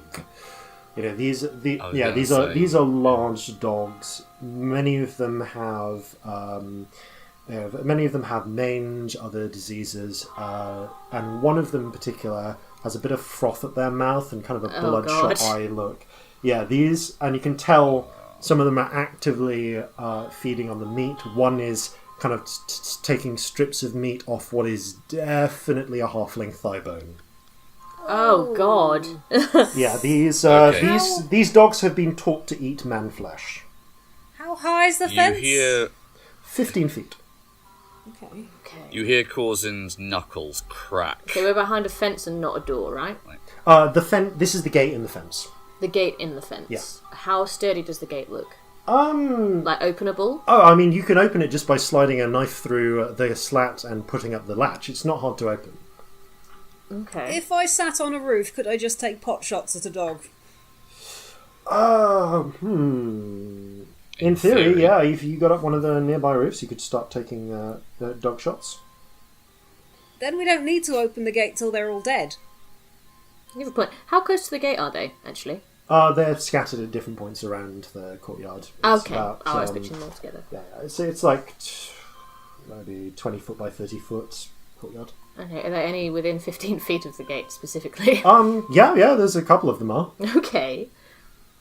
Actually, if I can get a blade through, all we have to do is lure them over here. I'll skewer them through the gate. Yeah. Can I shoot firebolts through the gates, or is it going to be too? I mean, you can, but there's a reasonably like. Here's the thing: like, if you shoot a firebolt through the gate, you either need to be either because they're not perfectly aimed. There's either a chance that they'll knock the gate open, or you need to be right up against the gap and shoot them through. Mm-hmm. At which point, there's a chance, that a dog might be able to get a paw through or something. Okay. Are there any barrels or crates around where I could build a small platform that would make me 15 feet tall, so I can shoot over the base? Yeah. If you want to, you can. You can raid a nearby warehouse. I'm going to spend a few minutes. Okay, I'm going to say crates. this is a task that will take at least 10 minutes. It's not that easy to create a stable platform that you can I don't need climb stable. I mean, if you want. Can we see anything else in there? No. I mean, on the other side, actually, sorry, yes, you can see on the far side of the courtyard is the main double door.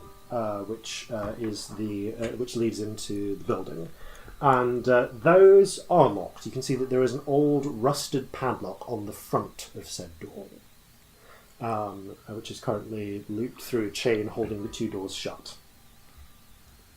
Is it easier for me just to climb on a roof? What if you had I'm going to say this in character, actually. Yeah. I assume have we been discussing this? Yeah, you've been discussing this in character. Yeah, so this is a conversation that's happening. Yeah. What if you got like one box and then you stood on me? I'm not sure I could balance on your shoulders standing. Maybe not. Sit. Maybe not. You could sit. Maybe difficult to You're make it tall what? enough. 6 foot? That would make me 9 foot. Maybe if we on top of get you. them within 15 feet of me, there's something I can do. I'll just climb on a roof. Wait a minute. Have we gone round the No, outside you have of not. this place? 'Cause Right, there might be another door. Let's do looking with We're our eyes. really yeah. smart. Okay, yes, you look down the sides of the building as well. Why are we such fucking idiots, guys? Look, we've established that at least at the moment, the guy we're looking for ain't in there. Have we? But Not necessarily. he could be around the back. We don't know. He didn't go in. He might be behind the locked door at the end. Well, if he's in there, then there's got to be no way he can get out. And at the moment, he can just slip out the back door. Let's find the back door. I'm actually going to ask for a perception check from you, please. All of us? All right. To be honest, To cut down on rolling, what I'm going to say is, if you're all searching, one of you make the check, but with advantage, because you're being aided by the That others. works. Who has the best perception? Not me. I'll do it. Okay, that would be Corzin. I'm trained in My it. perception is 0. Mine is 1, so... That wasn't great. Oh. 13. Okay. Looking around, yeah, you can find the back door. I mean, it's a back door. It's actually around the side. It's near the back of the building, but on the, I suppose, the left-hand side from the street view, and it's quite near the back. There it is. You can't. It doesn't have a keyhole on it per se. As far as you can tell, it looks like maybe it might be one that you would latch from the inside, but there is a handle to it, old kind of rusted iron handle, and it's just it's a straight wood. It's just a simple wooden door. Doesn't have like a window you could look through or anything. I am gonna very quietly try the handle. Make a stealth check. Right. Unnatural 20. Okay. Very silently, you turn the handle, give it a bit of a push.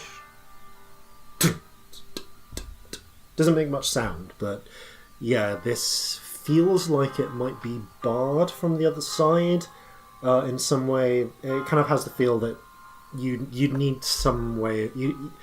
There's no way to unlock this. You would have to force it open. Celestia's going to kick it. Okay, this is an athletics check, please. All right. This is a bad idea. Oh, maybe not. That is an 18. Okay, with a mighty crack, the door that was swings loud. open. Can I That specify was that it's really a really loud. high kick? Like it's Yeah. a stage kick. Yeah, you just like do a full-on fucking roundhouse, you know, and just smack open, just about where the door handle is, like not on it, so you don't hit your foot, but it breaks through, and you can see as it pulls open with a loud cracking sound. There were several boards that actually nailed to the inside of it. Ooh. So clearly, when this place was abandoned, they just nailed the side door shut so people wouldn't steal stuff. Okay. But no, the bar has now been gone. As you're looking in again, I'm going to say so much for stealth. Make a perception check. All of us? You could again, like if you're all looking highest and with advantage, please. So Corzin. Yeah. Right, I'll do so. Just because it is dark inside.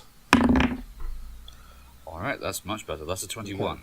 Although there is there's little light that filters through. The roof has been built in such a way that although there is the mid-afternoon sun, kind of approaching late afternoon sun by this point, it's blocked by the nearby warehouses, so only a bit of light comes into the room. There is enough, however, for you to notice that one of the nail boards has actually previously been removed and set just outside where the door would open, so that if you hadn't noticed it, you might have stepped onto a board full of nails. As a very crude trap. Okay. Home Alone style. Yeah. Looking inside, however. Oh god, are we fighting Kevin? I can't do Looking that. inside, I would love I We will can not describe a bit win. about this place. It is a large open interior. There were not separate sections or rooms built into this factory when it was working. You can see that in one corner of the room there are a large section of old wooden crates just stacked up, piled in a corner. In another, there are huge ancient coils of just like rope, and by rope I mean the type that's about a foot thick, in diameter, right. like full-on ship's rope type rope. This is a place where a lot of rope was made. There are piles of rope here and there. In one corner, there is a massive pile of rope, and oakum and bits of old rope that are torn and broken, and which I will get back to in a moment. Up above, near about halfway up, you can see there is a lattice work of support beams, essentially rafters, that go over the room where things could have been hung if they were needed. Again, that's something I'll get back to. you can see that on the in the middle of kind of near the middle of the room, an ancient winding machine. I mean, not that ancient, probably only about 3-4 years old, is there, and it's essentially a gigantic wheel for binding rope strands together. You would tie large, like 4 or 5 large strands, and then you'd turn the wheel, and it would bind them into a single rope. Sort of like a spinning wheel, Yeah, but like a big one. Just like it's essentially a spinning wheel on a vast scale. You can just make out on the far door. There are the 2 main doors, which were padlocked shut, and you can see where what appears to be a powder horn has been tied onto the handles.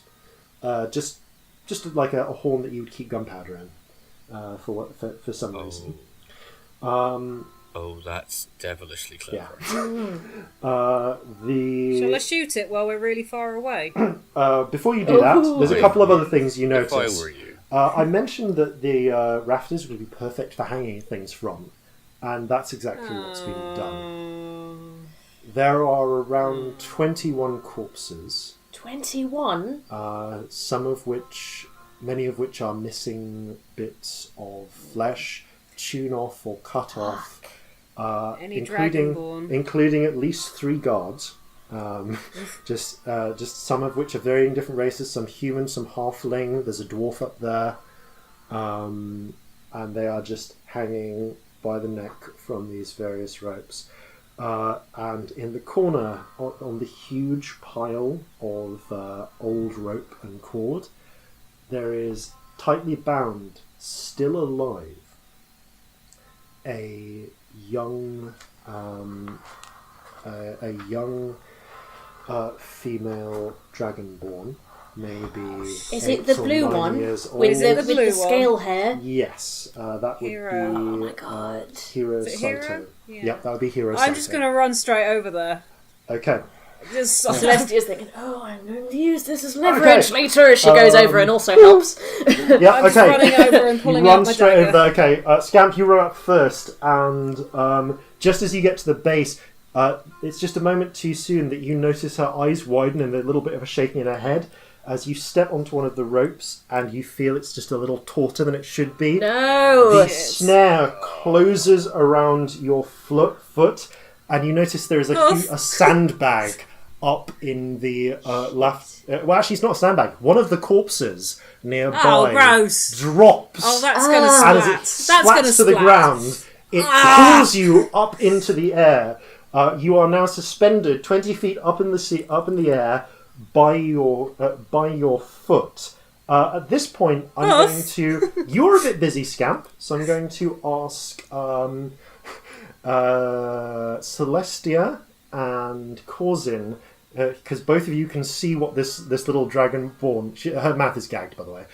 Seems to be saying with her eyes. Damn it. Can you make an insight check, please?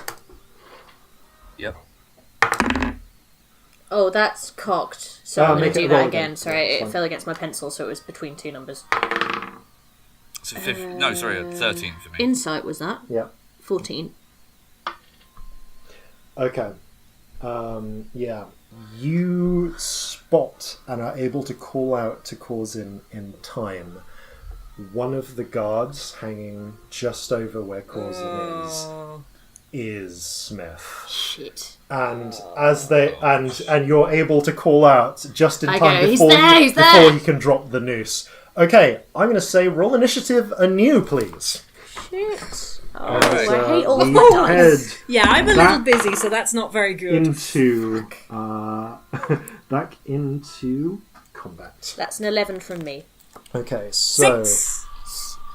So 13 for me. Oh, they're not good. That's not good, is No, it? that's balls from all of us. moment. So, Core 13, Celestia. What was it? 11? 11, yeah. Yep, Celestia 11, and 6 from Scamp. Yeah. Okay, and he rolls a natural 20. Oh, fuck off. Yep. So I hate him. Let's kill him. Okay. Okay. So, yes, that's pretty much I was exactly planning what to you're planning to do. negotiate, but sure. Okay. That might be a bit loud. So The good news is the damage you've done to him already has denied him any legendary actions. He can only he doesn't get his free action every round. The bad news is you can see there are broken little clay ampules nearby. He has had time to drink something approximating a healing potion or similar. Okay, so yes, I'm going to state this for now. There are potions, not necessarily normal healing potions, that will work on undead. Okay, so Ew. yeah, Don't like to think of what's in that. yes. You're looking at him. You can see where his stomach is partially exposed and it looks full. He has clearly had a bit of a snack since in the 10 minutes you've been outside. Oh, like a python. You Yeah. can sort of see it. Okay, That's so really gross. he is going to cut the rope on a noose, the rope on a corpse near him, and he uses the counterweight to spring up to the rafters. So he is now above you all. So many splatting corpses. Indeed. No, I can almost hear it. And it's, No, I have a sound in my Awful. head and it's really Yeah, and bad. it just crunches to the ground. Okay. Yeah. it's like when you drop rotten fruit. Oh god. Yeah, pretty much. Yeah. Actually, before he does so, because he can do this, he actually lets go of the rope for a moment. Adjust this movement. It lets go of the rope for a moment, so he goes down a little bit, swings on it, and as he passes you, Corzin, he's actually just going to bring his hand towards you in an open claw. So it's less a punch than you would expect, but more like he's just trying to slap you across the face. That was a 6. You duck out of the way before we can hit it, but at that point he then... And actually, he doesn't bother using the knife. He's just using his claws. He snaps the rope and uses it to get the leverage up to the roof. So he's now on the rafters above. And he is going to use the remainder of his movement to get closer towards where Scamp is now suspended in the trap. Okay, so how high is the roof? Just I'm going to say that the rafters themselves are about 25 feet up. 25 feet. Okay, cool. Okay, so that makes it Corzin. And he... Right. and actually, one last thing. Sorry that I had to snap, but I'm afraid it's time for my little trap. There we go. Carry on. Corzin. That was horrible.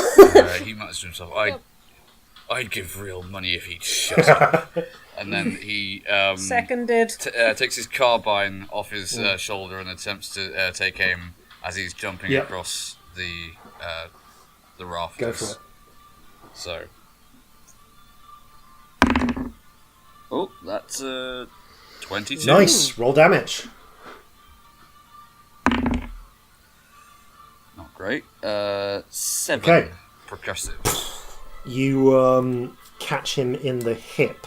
He staggers for a moment, but just manages to use his to use the hook to catch onto a beam and pull himself back up. Still, though, like with the damage he's already taken earlier in the day, significant hit. Okay. I call after him. Come down here and fight like a man. Okay. That makes it. Unless you want to do anything else, Celestia's turn. Where is he in relation to Scamp? Like, how far away he's is he? probably, given the movement he's got, he's about 15 feet away from Scamp. Like, he's pretty close. Okay. He'll get to her on the... Sorry, there's a lot of questions about how far he is. So Hey. how far away is he from Them, me? thank you. Yes. Sorry. He is... You would have to be... I'd say with your movement, you could get directly beneath him. Okay, how far beneath him? 25 feet beneath him. 25 feet. Okay, I am going to get beneath him. And I'm going to shoot him, actually. Okay. Yeah, I'm going to shoot him with my pistol. Okay, there's another crack. I'm going to whirl it round as I get it out and just shoot him. So let's see how that goes. That is a 15. That hits. Yes! Roll damage. Ah, okay. Oh, and it's another 10, so that's 12. Nice. 12 points. Oh, Nice. you shoot away part of his jaw, successfully shutting him up. I shout up at him. Yeah, be quiet, you fuck. I owe you gold. And I'm going to give Corzin inspiration. So I'm going to turn round. I'm going to flick my hair. I'm going to blow the smoke off my pistol, and I'm just going to look fucking amazing, and he's going to be inspired by me. Okay. I'm not even going to say anything. My appearance is enough. You are currently restrained. So in terms, that means that your speed is 0. You have disadvantage on your attacks, and anything attacking you has advantage. Oh, Shit. okay. Fun. Also, you're upside down. Yeah, I'm 25 feet above the ground, so cutting myself loose, not the best plan. That's why I didn't. So- I thought that would have been bad. I'm just going to shoot a firebolt at him and go, oh shit, oh shit, oh Okay. shit! Shoot with disadvantage, please. Oh, those are both not bad. Well, one's not should be good enough. 16? Okay, roll damage. Oh, 10! Nice. Okay, yeah, that's high rolls. Finish it. And I'm sort of swinging back and forth now because of the force of it. Did you hear that? No? What? That did Finish it, did it? Ah! I can't even see because I've just blasted really huge amount of fire out and it's just swinging back and forth and I'm feeling really sick. So I don't even know if I've hit him. Okay, the blast of fire just strikes him dead in the face, and he tumbles to the ground. The musket, which he'd already started bringing out, flies loose, hits the ground, No. and there is a bang.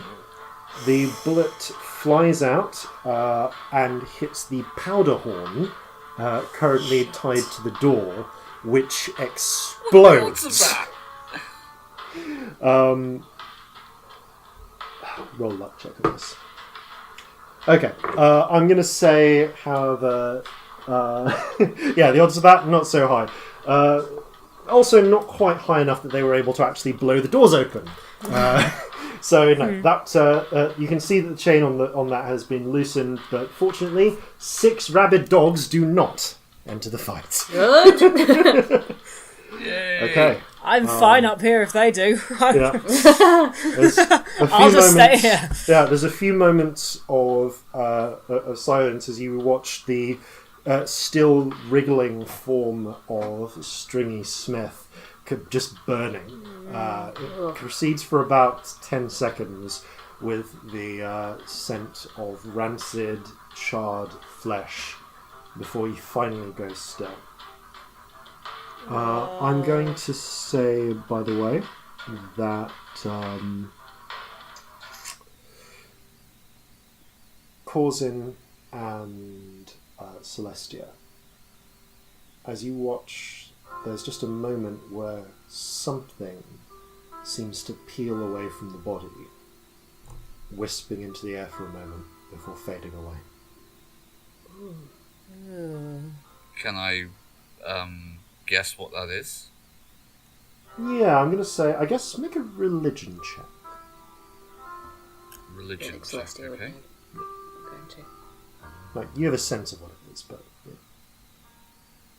yeah. That's a 5. Some sort of spirit, but beyond that, you can't say.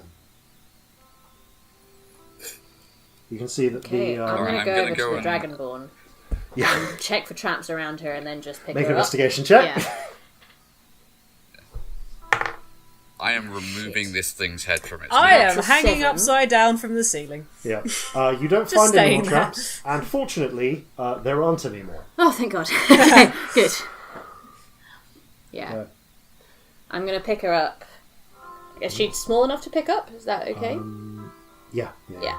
I'm going to pick her up and say, let's get you back to your mother, hey? And I'm going to check her for injuries done and that, I'm just gonna like, try and- She says, cradle her. Oh, I'm going to take the gag off Guys! her, obviously. Guys! Thank you. I'm... After that, I'm going to try and restrain Scamp. So Oh, yeah, Celestia's busy you with take Dragonborn. your saber and you just sever Smith's head. Stringy Smith's head, already missing half its jaw, is just solidly removed from the body. Yeah, this thing is not coming back anytime soon. You, for the sake of time, I'm going to say that you're Guys! easily able to use the grappling hook that you purchased earlier. Sorry, not it's the climbing kit you purchased earlier to loop up, climb up, and successfully untie her without dropping her, or them, sorry, and manage to lower Scamp to the ground. Yeah. You then climb back down yourself. Okay. And then I pick up the dragon board again. Yeah. Thank you. Thank you. That's okay, darling. What's your name again? Hero? Hero. Celestia Stardust. Lovely to meet you. Okay. So I just carry her. Yeah. Are there any other vaguely alive people in here? Looking around, no. Do I recognise Make an anyone? investigation check. Alright. Both of you make an investigation check. What, 10? Okay. 6. No. Yeah, there's both people you recognise. Corzin.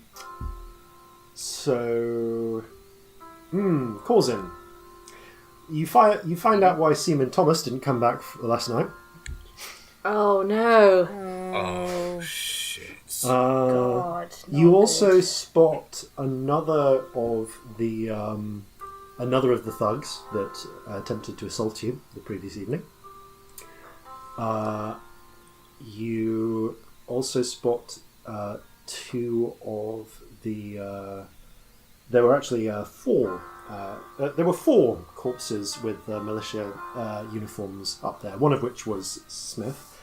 The other 3 you recognise. 2 of them are the pair that came up to talk to your ship this morning, Corzin. And one was the guard whose mother apparently didn't love him. Oh, shit. Whoops. Yeah. Alright. Now we've got to go to the guard with this. Yeah. We also need to take this one back. I rock the little dragonborn in my arms. Alright. And we will carry on with doing just that after the break. Okay. Alright. See you all.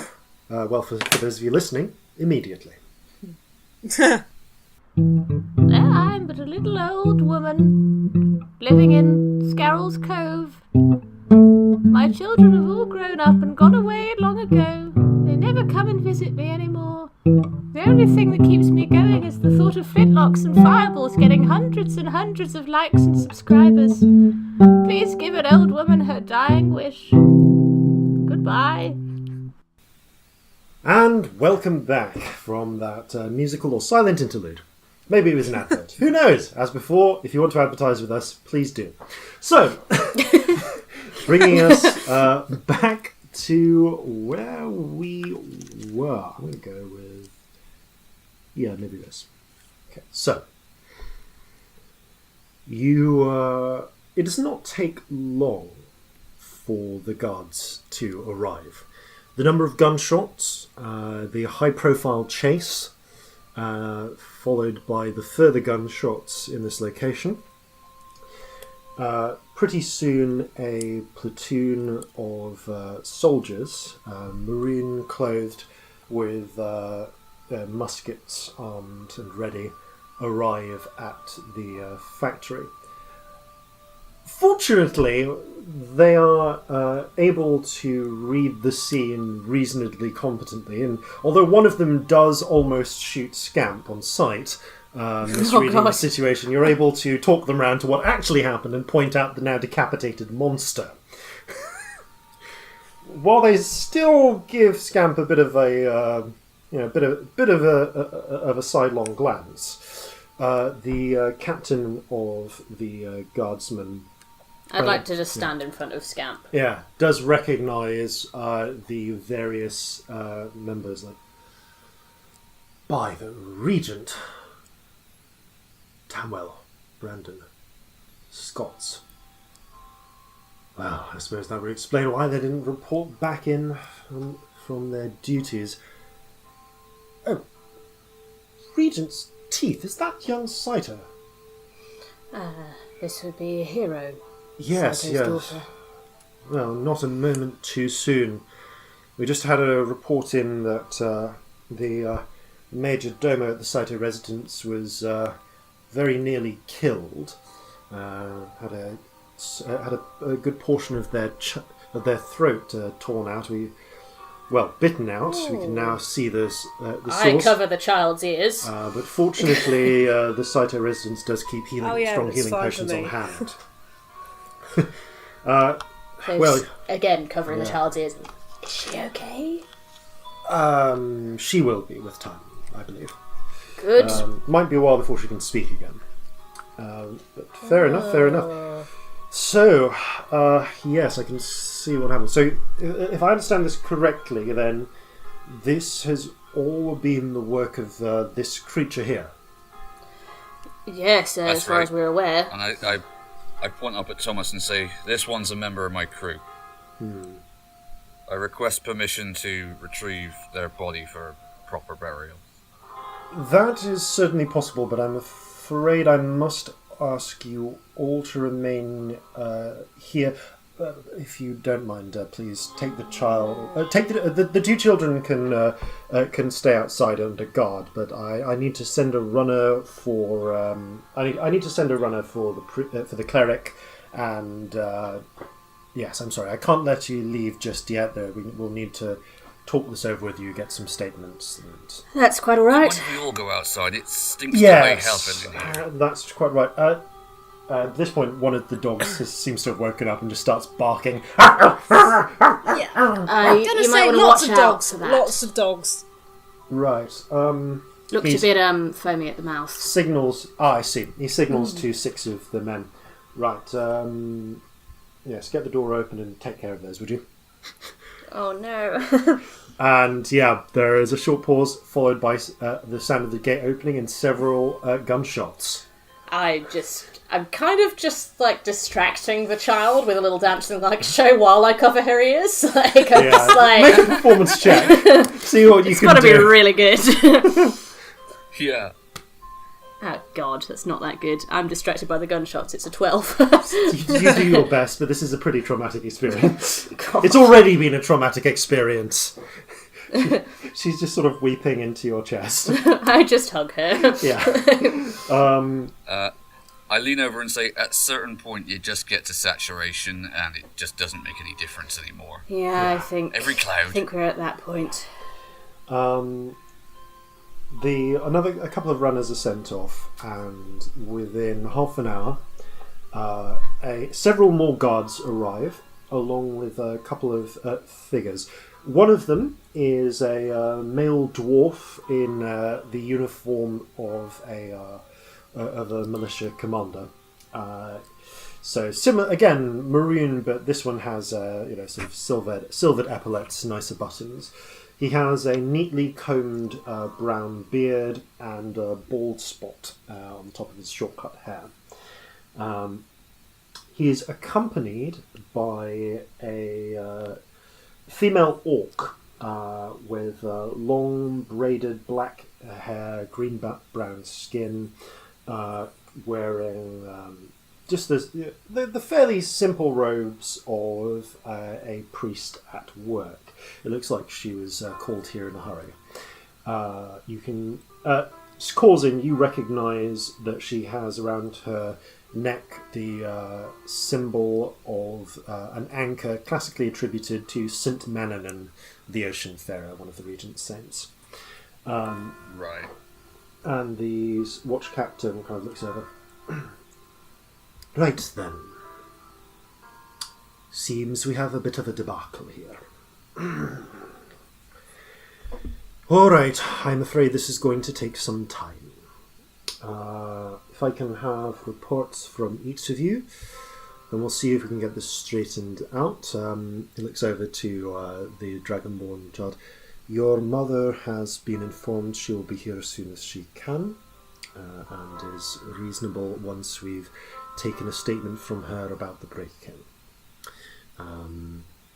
We'll leave off getting your statement until you've had a few days' rest. The rest of you, and indeed he and several others, do take some time to get your reports about what happened. I'm actually just going to ask this of each of you then. Feel free to summarise bits if you just describe them as this happened as it happened. So I'm going to say Scamp is interviewed first with a little bit of suspicion on the part of the dwarf. So, I am Watch Commander Aranor. Can you please tell me how you came to be following this creature and what you know about it and how things went down? Well, it attacked my friend. Mm-hmm. And then it ran away. So we followed it. So it wouldn't attack more people. I see. That looks you up and down. And you'd never seen this creature beforehand? No. Okay.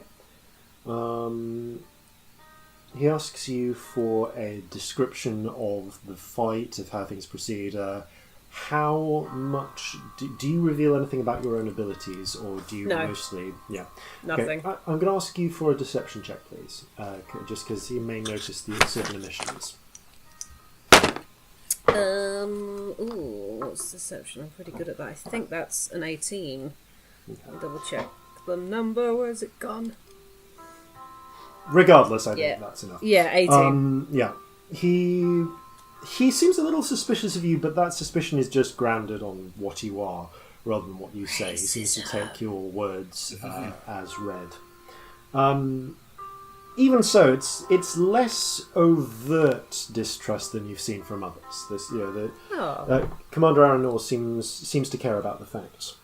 All right, thank you. If I can ask you to wait until I've finished interviewing the rest of your companions, and then you'll be free to go. Next goes up to you, Celestia. Mm-hmm. So what can you tell me about this creature? How did you find it? How much do you know about it? We don't know a lot. Actually, how much do I know about it? Like, do I know that it's undead? Like, do I know this? Check. Like, genuinely? Yeah. Like, okay, so that's a 15. You would guess... I mean, it didn't manage to touch any of you, which is a good thing. It's a very good thing that it didn't manage to touch either Corzin or Scamp. Oh, God. Because you believe from the lust for human flesh, the sheer degree that it must have eaten to have captured this many bodies, and the intelligence, you reckon that the smith was a ghoul. Okay. And again, you count yourself lucky that none of you were touched by him, because from what you remember hearing in tales, ghouls can paralyze just by touching. Oh God, that's really scary. Yeah. Fortunately, this never came to pass, but it would explain his preternatural strength and agility as well. Okay. He seemed a bit smarter than you normally associate with ghouls, but perhaps he was just a bit of a unique case. Mm-hmm. I don't know a lot about these things, but from what I do know, he seemed to be a ghoul, as far as I could tell. Luckily, he didn't get too near any of us. He tried to hang my friend. I pointed at Corzin. He got a lasso around his neck, so of course we attacked him. I distracted him with a puppet show, and then we shot him a bit. It's a musical thing. We shot him a bit. He was quite injured. Then he ran away to a warehouse. We tailed him, and then we managed to kill him. I see. I do have to ask about that. You say you shot him, but I can't help but notice that the corpse has several burns. Oh, I am a magic user. Scamp's looking really uncomfortable. He seems to take this into... probably because you are a drow, he just seems to take this in stride. Yes, I'm a master of the flame myself. I see. I've firebolted him. Right, fair enough. Make a deception check anyway. I'm good at this, come on! Yay! 20 non-natural. Yeah, again, he doesn't seem... It seems that, based on the fact that you are both a drow and a female drow, this seems to be normal news to him. You can tell your colleagues at the station to call me the fire mistress if you like. And your actual name for the report? Celestia Stardust, nice to meet you. I put my hand out. Pleased, he kind of awkwardly shakes it. Oh, it was Nice. a limp handshake for Yeah. anyone who was listening. Yeah. It's a bit of a limp handshake. It seems a little suspicious of the name Celestia Stardust, but writes it down in his notebook. Right. Thank you. Corzin leans over and says, "You keep saying it like that, and everyone's going to go around thinking that your actual name is Celestia Stardust. Pleased to meet you." Yeah, well, that's their own stupidity if they do so. Yes, thank you. I think we're done for the interview. You can go to one side. And finally addresses you, Corzin. Alright, so if you can tell me anything about this creature, how you came to find it, anything you might know about it, and how you came to be fighting it, please. Well, the first thing I knew about it was when it dropped a rope around my neck, and I indicate the bruises along my my throat area, and we'd nearly managed to corner it up on the roof of the building that it was on, but it managed to slip away. Nice. And we chased it round, it lost us, we found it again, and eventually we ended up here. It was obviously, this place is obviously its lair, and we came in here, found all the bodies, and then saw the young'un there, and we were in the process of trying to get her out when the thing jumped us again. I see. Well, that seems to match up to what your companions have said. Takes a look around and to think. Judging from the state of the bodies, they're still relatively fresh. Certainly accomplished a lot in 3 days. It was quite fast. Well, I'm glad that we'll be able to put a pin in this. Looks over. Before I release you, you might want to stay around through this bit. Gun starter. The cleric looks round. Yeah. How can I help? Gun starter, do you want to give them your analysis on what this thing is?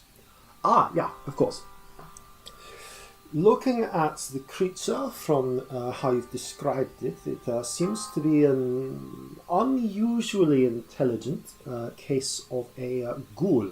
I believe your assessment of the creature was correct, especially given the way that it was compelled to consume flesh.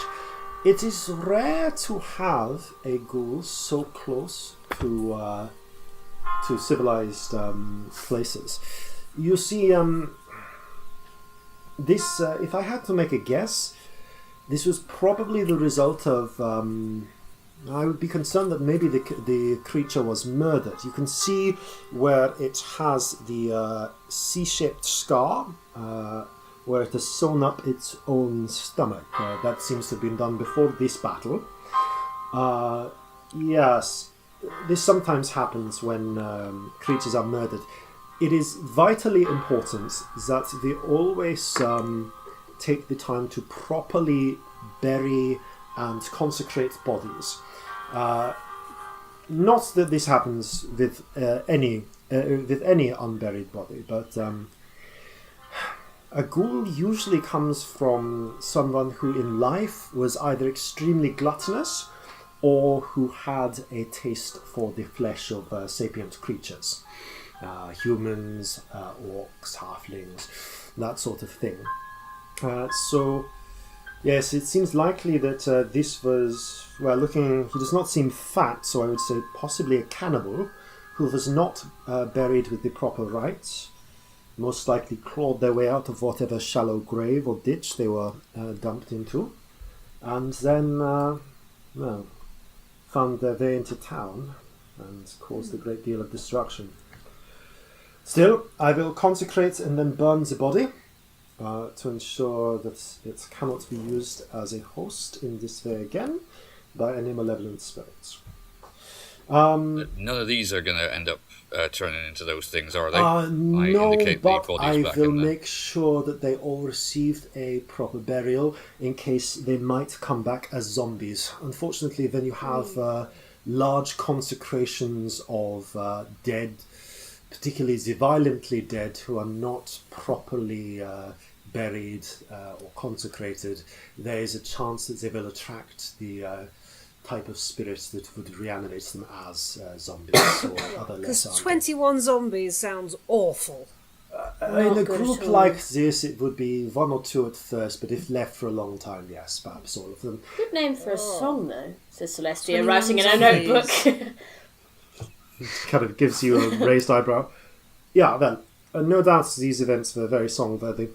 We will have these cut down and properly taken care of. Commander Aronor, do you have anything else to add? Looking over at the state of things, therefore, I think we can drop any charges that might have been levelled against you for use of guns in a public place and the like, since this was obviously in pursuit of a dangerous creature. We thank you for your assistance, and we'll take it from here. Yes, you are all free to go. The cleric raises a hand. Yeah, also I would like a private word with the three of you after in a few moments. If that is okay? Of course. Yeah. Alright. Throughout the whole of this exchange, Corzin has been very tight-lipped. I say this in general to the guards that are nearest. I'm very happy to take little Saito back. I know where she lives. I've had business with her mother. If that would be helpful. In fact, you notice as you say this, Hikari Saito, wearing a much thicker blue coat. I've taken it that I'm still holding this crying is there dragon. the outside of the alleyway, and she's staring at her daughter, and you can see that she's very composed, but there's a slightly like manic look to her eyes. You know, she can tell she wants to be reunited with her daughter. I'd take her over, immediately. She gestures for you to place a hero onto the ground, onto her feet. I do. She kneels, takes Hero's head in her hands. Are you all right, my dear darling? Have you been hurt? It didn't hurt me, but Regent, a dark emperor, it wanted to eat. Shh. I know. It's all right. We're going home. It's going to be okay. I look at her mum and go, I just say to her, we got her out, but she's seen some bad things. She stands, doesn't pick her daughter up, but kind of puts one hand on her shoulder and looks over at you for a moment. Thank you. Hero is everything to me. With regards to what you're looking into, you are, and she takes a moment to think. Yes. The ship you are looking for is the Saber's Fancy. It's a Thrinese slave trader. It was heading to Crosswater to the north. Mm-hmm. Beyond there, I'm afraid I don't know its route. It probably is looking to pick up more slaves. Thank you. I appreciate your trust. It won't go any further. Thank you. She gives you quite a low bow with like 45 degrees low. And then I bow back, actually. Come, Hero. Let's get you home. She might have some nightmares. She's strong. She will weather them. And the pair of them walk away. Whilst everyone's not really paying attention to us, can I just quickly whisper to Corzin, how is Corzin spelt? Is it with a C for like a stomach wound? That thing had a big old C on its chest. How's your name spelled?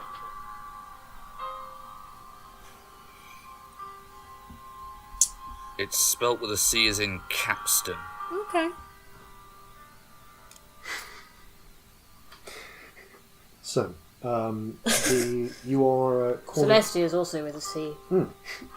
Yeah, you are Celestia cornered. doesn't know Smith. Is briefly. You're briefly cornered by. She's just egotistical, mate. By the cleric,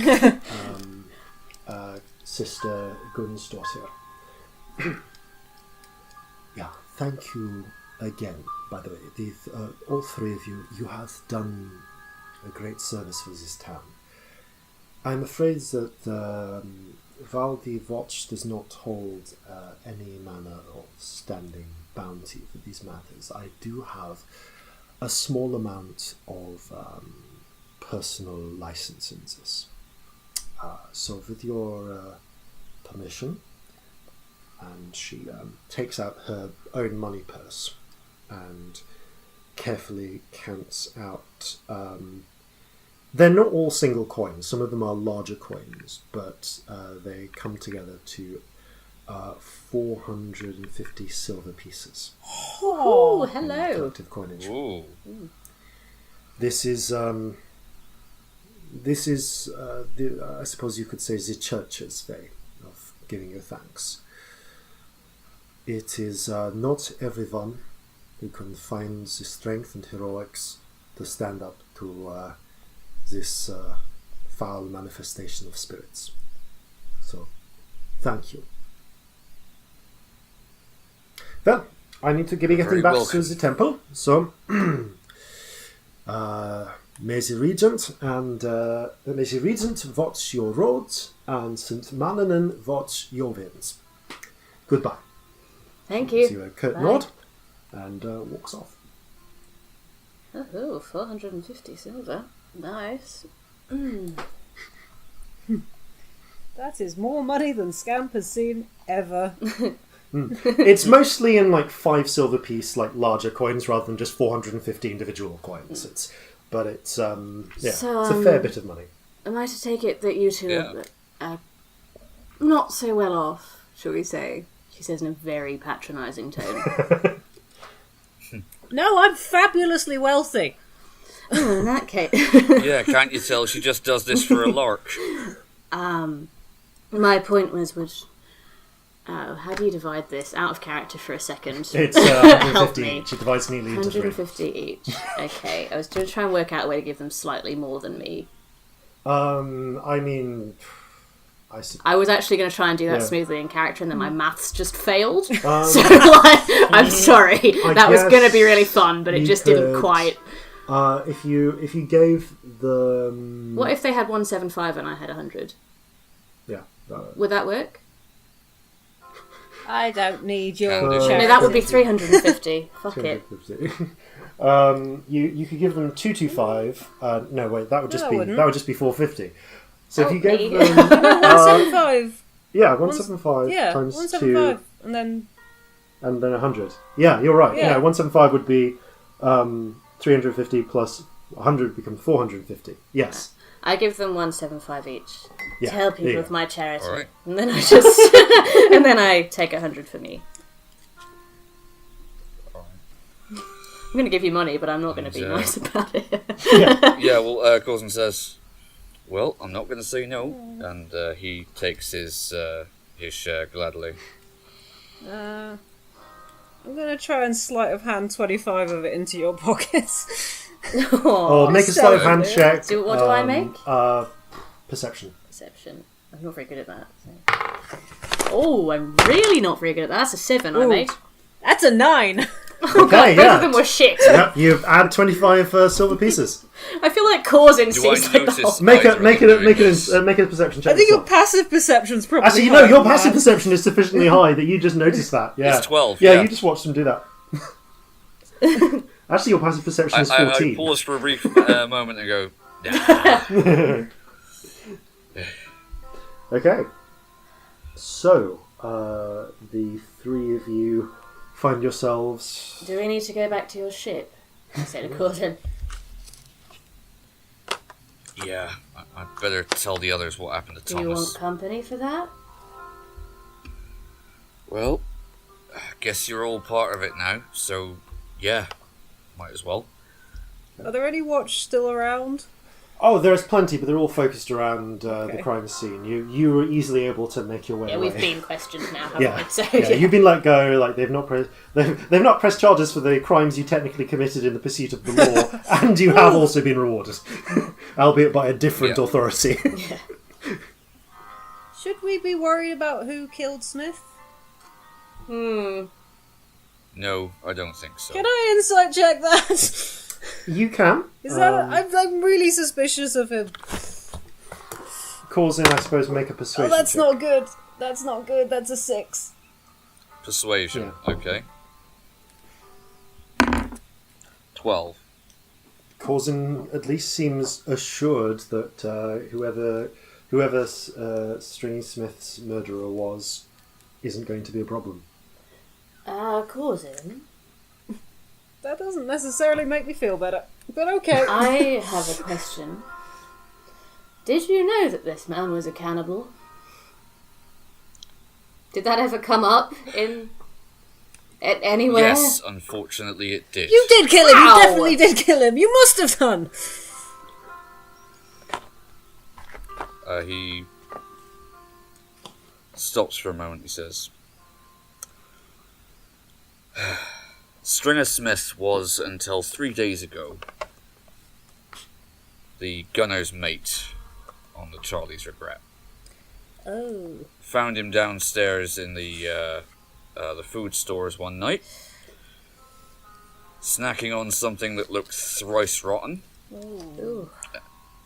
And I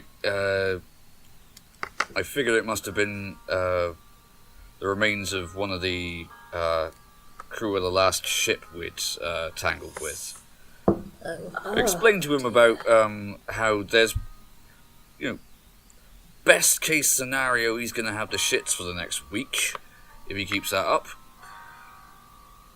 And he's always been a bit of an oddball, so I didn't think any of it. You didn't think anything of him gnawing on a leg downstairs? It wasn't one of the other crew. It was an enemy, so you weren't bothered. There was not much I Okay, could so do what by that time, happened was then? there?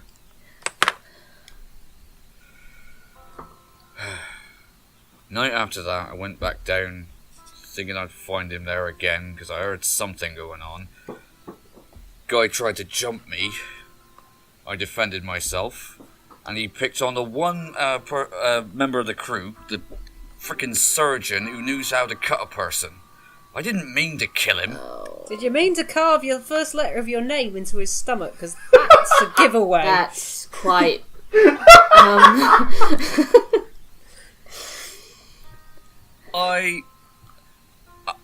If Corzin were taller, he would be kind of leaning down,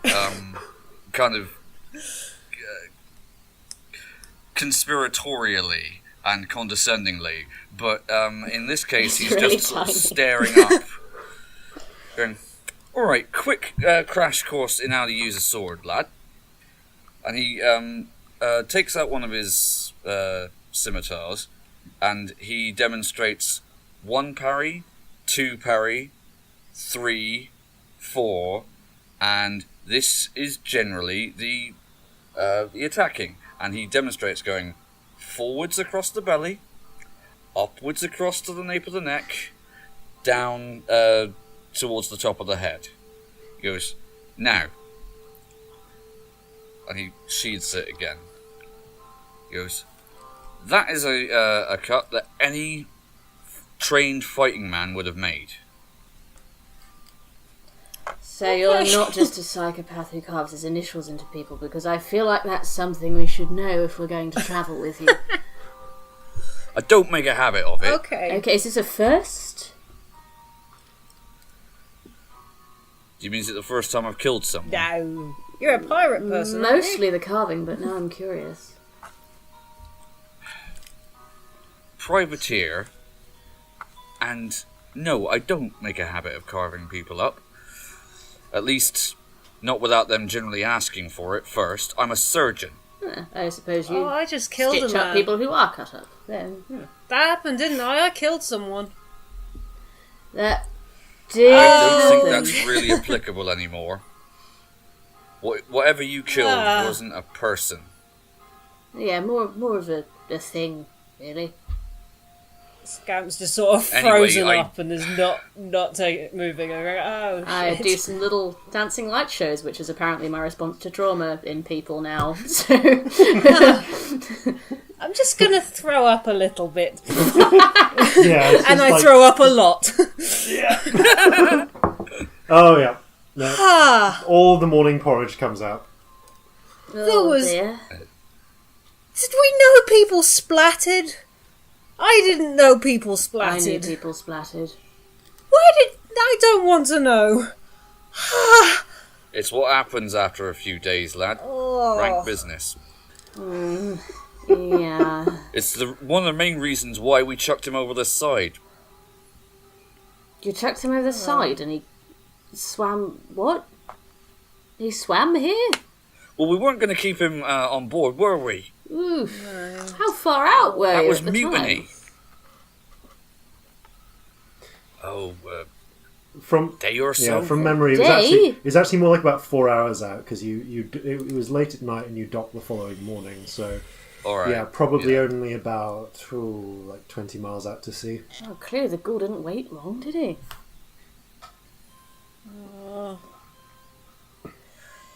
Now, the guy was always a bit of a strange one, but he was very much alive beforehand. We don't generally take on the undead. We do have some standards.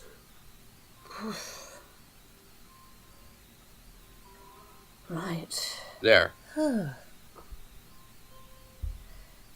So you happy I'm not a psychopath right now?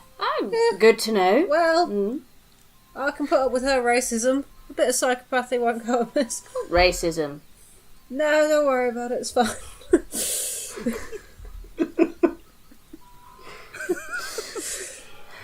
So you eventually make your way back towards the docks and to the Charlie's Regret. It is for once not Uncle V who's standing the watch. He has finally gotten to get some sleep. Instead, it is actually the captain who is standing watch. Captain Brandy, the very tall, very broad half-orc. He looks down as the three of you approach. Ah! Well then, good to see you, Corzin. And Vieg tells me we've got a couple of new mates aboard, eh? Ah. That's right. We have. Big I do a little flourishy bow. Well, Vieg seems to think the pair of you will settle in well. Bear in mind, with your lack of experience, you'll both be starting as landsmen, although I understand that you young, let's say lad, have a bit of experience with cannons. So when it comes to a fight and maintaining them, we'll be having you helping out with the rest of the gunners' mates. Now, good news is we've just had word that apparently they've caught whoever was killing things. Apparently it wasn't a who, it was a what. That would be a ghoul, yes. Ah, you heard. That was us. Really now? Looks over the three of you. Captain, if I might have a word in private. Ah, certainly. One question. Your ship was headed to the north, wasn't it? Yeah, we're Anywhere near Crosswater? probably eventually. We're working our way north, seeing whether we can come across any Thrinese or Sinian shipping along the way. If we do, we'll take it down. Probably stop into Crosswater once we need to sell off some of our plunder. Just or worth supplies. checking. Thank you. All right. I can't promise we'll be there soon, but we are broadly making our way that way and can always stop in there when we need to resupply. If you run into any Thrinese ships, even better. But I will be heading north to raid Orsinian and Thryne's shipping where we can find it. Now, if the two of you want to head down below to the galley, get yourself something to eat and drink, I'll have a word with my continually surprising ship surgeon. And he leads you off to his private quarters. Closing the door behind you, he takes a seat at his desk, which the back of which it goes to the. It's kind of built into the forecastle, so there's a nice view out the front. So he asks. So, Corzin, what's on your mind? Well, sir, I wouldn't normally ask about the other crew members, but in this case, do you happen to know what Seaman Smith did before he became part of the crew? As far as I was aware, we brought him on. He had a long series of service. Had the requisite 3 years to be counted as an able seaman. Was skilled with a gun. But we brought him on.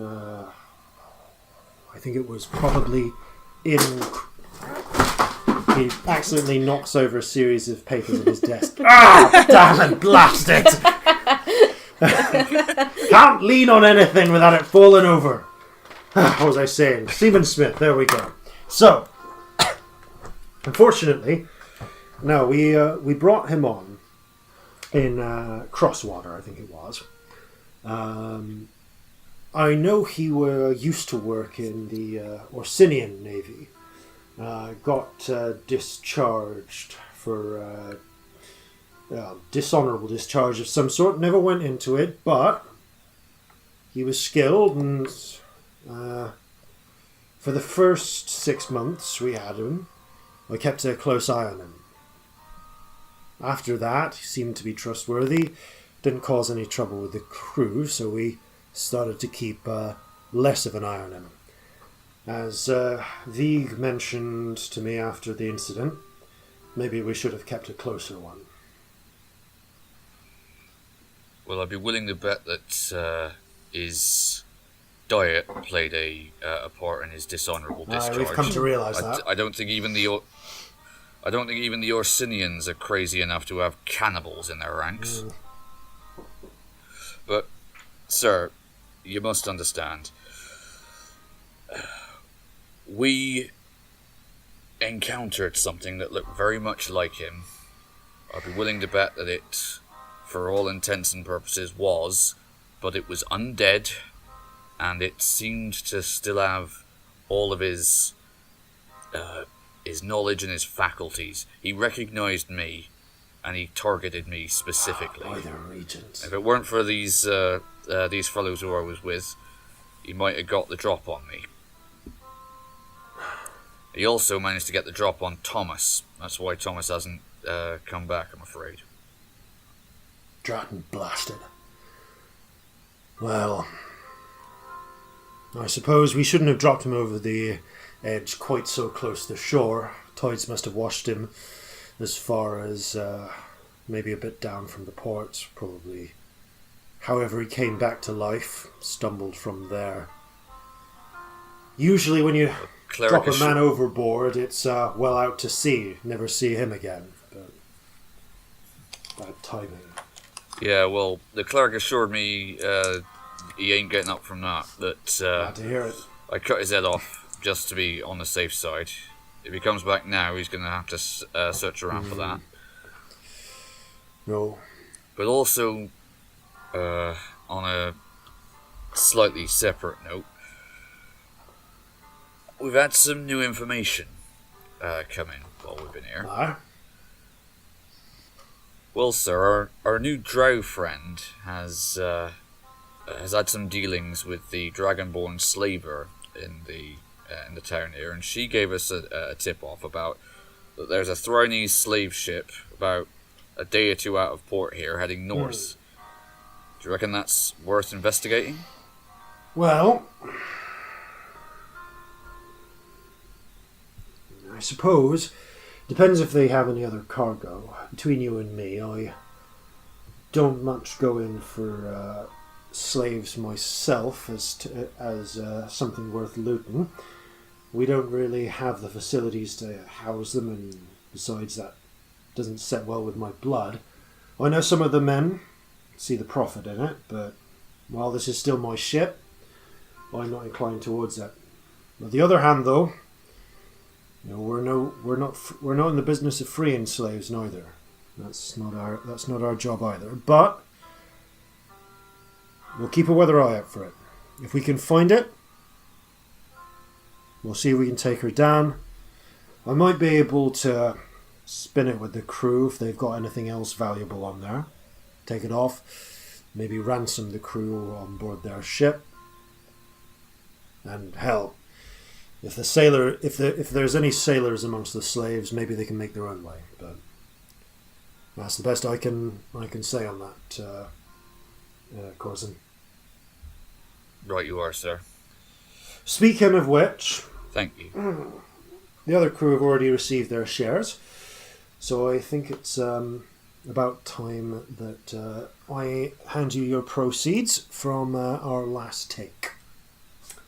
And he takes a key from around his neck, unlocks a portion of his desk, and removes a small chest, which he unlocks with another key, carefully counting out your share from the last successful prize taking.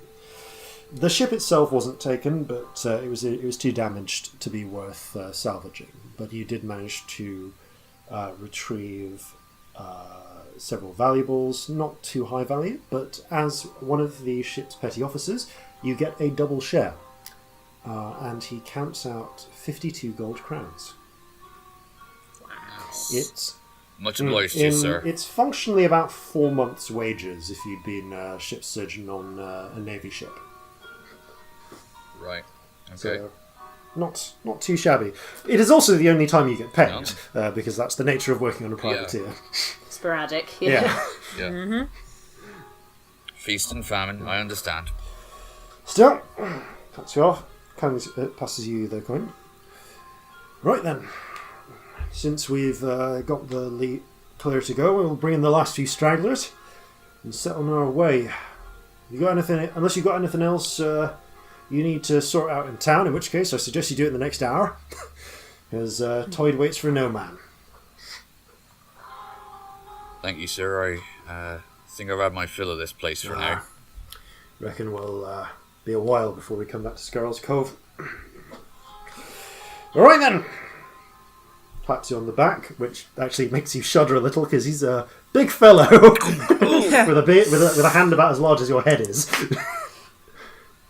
Yeah, I'm kind of imagining this guy as like the half-orc equivalent of Captain Rum. Nice. Yeah, basically. Down to the orange beard. So, the curly orange beard, indeed.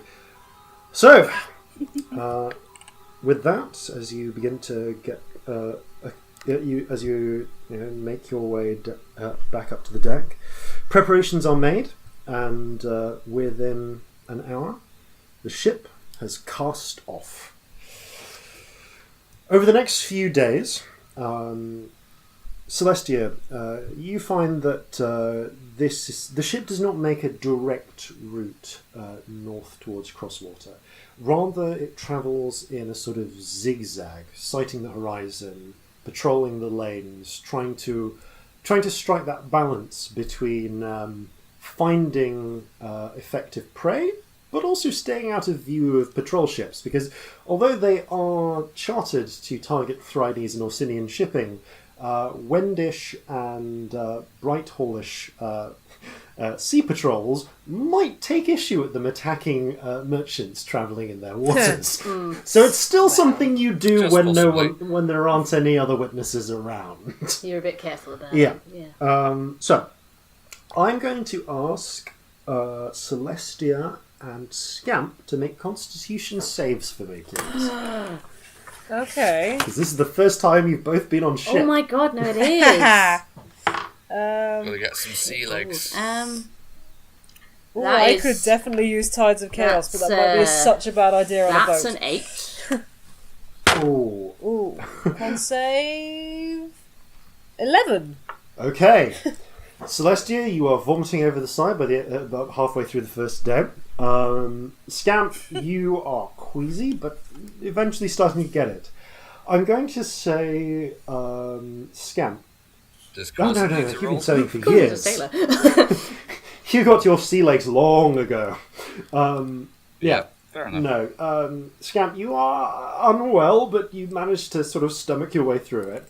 Although you still lose your lunch over the side a couple of times. I'm going to say it will probably take you about a week to get used to get over the seasickness. Celestia, it's going to take you about a month. Oh God! Can I still sing in between? Yeah. You sing in between, but it's right. yeah. So Celestia sings quite a few songs. She sings the one sea shanty she knows a lot, and she also sings a song called 21 Zombies a few times, and she sings a song about a psychopath who carves his initials into people he kills.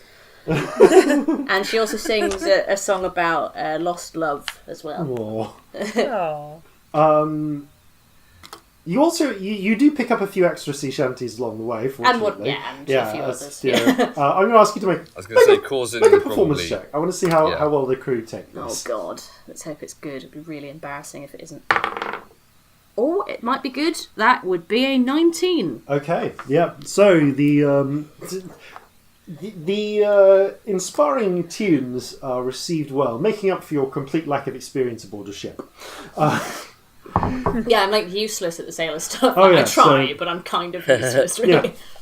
So as you play your various tunes and create a bit of a positive atmosphere, you earn your keep. You know, you're not. There's not quite as much resentment as others might have towards this this strange landsman getting a job. But mostly I vomit and sing. You vomit, you sing, and you're also pressed into duty. Doing all the jobs a landsman does. So there's actually a fair bit of deck swabbing. There's simpler tasks as they slowly begin to train you up bit by bit on the various. There's a lot rocks of causing to vomit. Yeah, there's a lot of vomiting off the side. Celestia's probably thinner by the end of Yeah, this trip. this is. She's thin anyway. Yeah, it's as you begin to realise that the sailors talk to each other in jargon, essentially. The majority of the word of which you just don't understand. These weird words like jib, like jib, and you're not quite sure how boatswain becomes bosun. This is the first time you've seen a capstan. You still don't understand why it's a marlin spike instead of just a spike. And you don't know what the belaying in a belaying pin is, but you can see how they're used. Scamp, you take to this a little bit more easily. I am going to say roll a charisma check for you, Scamp. Oh dear. Okay, just straight modifier. Yep. Can I use the Tides of Chaos? You can. Oh God. It only does stuff if I then cast spells, though. Oh, that's better. 19? 19, alright, but I am going to just make you roll on the Wild Magic table. Because you have, like, that goes away when you have a long rest, and this is taking place over several days, so... Oh shit, this could be really bad. 70. Are you on deck? Of course you are on deck. Was that 17? No, 70. 70. 70. Okay. There is a very awkward minute that happens where as you're kind of getting on with the ship, but on board with the various members of the ship as crew. Fortunately, despite your appearance, unless of course you are keeping your dwarf disguise on. I don't think I could keep I don't that think you can keep this up. So the crew not and do any work. In storms, the crew know that you're a tiefling, and while there are still a few who resent your presence, most notably the other boys aboard the ship, I'm using boys as a general term. There's actually it's two of the boys a are job girls, title. who kind of fill roles as menial tasks, swabbing, and various ships. Boys are kind of resentful of the fact that you've been brought on and immediately trusted to help the gunners, especially given your lack of previous seafaring experience. The rest of the crew, though, are quite on board with you being here. They find that they see something of a scampish young version of themselves in you. Although there is that awkward moment where shortly after bullying you and essentially just stealing away some of your rations, kicking over your water cup, you and the various boys and girls all just become invisible for a minute. Just for 60 seconds, everyone is invisible within 30 feet. So all of the ship's boys, some of the crew, there's a moment of, there's about a minute of... Oh, you have to take advantage of absolute chaos. But I can't find anyone. Oh, God. How close am I? Am I invisible, or do I just see him? I'm going to say... Maybe I'm vomiting over the side, Yeah, and I look up and there's no one there. Yeah, you're vomiting over the side. Look back, there's no one there. Corzin, I don't know if you'd be close. Maybe roll a luck check to see whether you happen to be on the shift, that you happen to be off shift during mealtime. Yeah, alright. Straight D20? Yeah. Right. It's an 11. Yeah, you happen to be... you are close enough that you see this happening, but not within the 30-foot radius. You don't go invisible yourself, but you watch as just half of the mess room just vanishes. Oh, God. Can I try and push someone over? Yeah, make an athletics check with disadvantage. Oh, athletics. That's a 7. You basically just run into the wall. Ow! Ow. You do then bounce into someone and knock them over, but it doesn't. But it feels like it was a larger crew member and not one of your intended targets. I call out, Scamp? What the I don't know! What's going on? Where's you? Oh my goodness! What the fuck is happening? So Celestia, she's come up over the side of the deck. She's kind of got a bit of sick on her, and she's just like, why is everyone gone? Am I hallucinating? Boats are hard. Scamp, where are you right I'm going now? to cast Minor Illusion and make a little hand where it's what looks like it's waving. You hear a couple of people go like, "This is him," and you see some tankards lift into the air and start being hurled in the direction of the hand, but they mostly miss. I'm going to leave the hand where it is and move out the way. Alright, you lot, alright, stop I didn't mean to! I'm sorry. Now, I'm sure you're very sorry about that, aren't you, Scamp? Yes. And you're not going to do that again, are you? No. And it was an accident, wasn't it? Yes. I do a Minor Illusion that looks like a sad face. Right. Now, everybody, leave this one alone. You've got to admit, while this is rather inconvenient at this moment, at least he's an improvement over the last gunner's mate we had. And I look around the room meaningly at everyone. At all the invisible people. You do a general, meaningful look. Make a persuasion check. Right. 18. I mean, you can't see anyone's faces, but the throwing stops. So yeah, they remember what happened. Particularly the fact that you are mentioning what happened to Smith. A few floating tankards are awkwardly set down, and about 10 seconds later, various people reappear around the room. Celestia throws up again. She's done with today. So, I'm going to say that... sorry, go on. I was going to say, Scamp, can you deal with that, please? Yes. Prestidigitation. I don't do that one, I just do thaumaturgy. I make it sparkly. Yeah. Just small claps of thunder just sort of spray it off the side. But you mostly just have to use a mop. Oh. Okay, so... Just to be a dick, I was sick in 2 different Oh, places, God. not all in the same place. So, I'm going to say... a few days pass. Celestia writes a song called The Vomit Song, just in case anyone was wondering. It has a jaunty tune. It's quite catchy. A few days pass by. You continue to zigzag your way north along the Dragon Coast. I'm going to say that your watches happen to sync up quite close to each other, and all 3 of you happen to have been set on... I'm going to say 2 of you happen to be on the 3rd watch, so this would be kind of late afternoon, with one of you currently on a break. So just to see, I'm going to say... Well, let's see. Okay, yep. Okay, Corzin and Celestia. The pair of you are on watch. Corzin, you are returning a favour to... actually, no. You just happen to be above deck.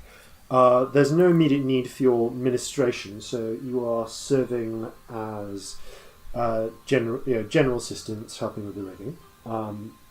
Celestia, you are basically doing a mixture of odd jobs, like helping to mending old rope and similar, like not complex tasks, but ones that you can be trusted with. But quite dull and often kind of blistering to your fingers, like it's hard work. Yeah. With occasional vomit breaks. Yeah, Scamp, you are on break, so you have a choice whether you want to be on deck or whether you are down below getting a drink and a snack, or even just kipping in your bunk. Probably on deck. Okay, yeah, you're just on deck, leaning on the side and watching out. Okay, I'm going to say then it's not an overcast day, but there's blue skies and quite a few clouds in the sky.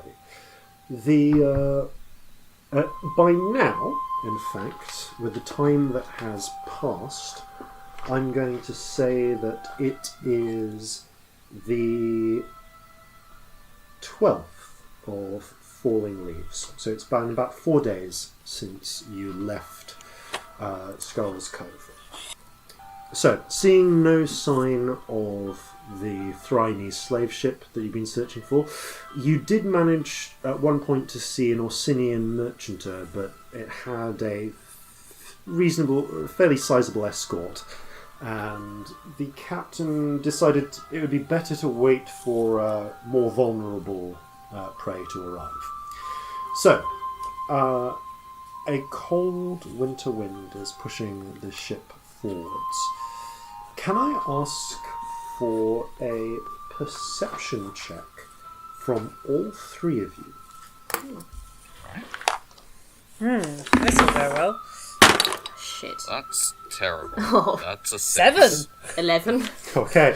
Wow. No, your eyes are mostly on the tasks. Super perceptive. At one point, in between mending rope and vomiting over the side, you look up, Celestia, and you can see there's actually there's a large flock of birds just above. You can see in the sky what look like to be maybe brown hawks. You can just make out. It's a bit hard to see because actually you should do that with disadvantage. Oh, it it's the day. should. It's sun. Yeah. Sorry, I forgot. Yeah. Okay, it's still 11 because the second one was better. You just make out it's like there's some brown hawks with kind of bright red flourishes on their wings. But yeah, like it's curious to see that many hawks fly in formation like that, but you don't really mark too much upon it. Which is why about 3 minutes later you are all quite surprised to hear the lookout cry, "House hawks directly overhead! Everybody get to the battle stations!" I'm going to ask for a nature check from anyone who would like to make it. Corzin is the most... Corzin, you kind of have the most likely to have heard of these, but... I'm going to make one regardless, just in case. Oh, no, I have heard nothing. That's a 14 That's a from natural me. 20. Okay. 4. What did you get? 14. 14. Okay, I'm going to say Corzin.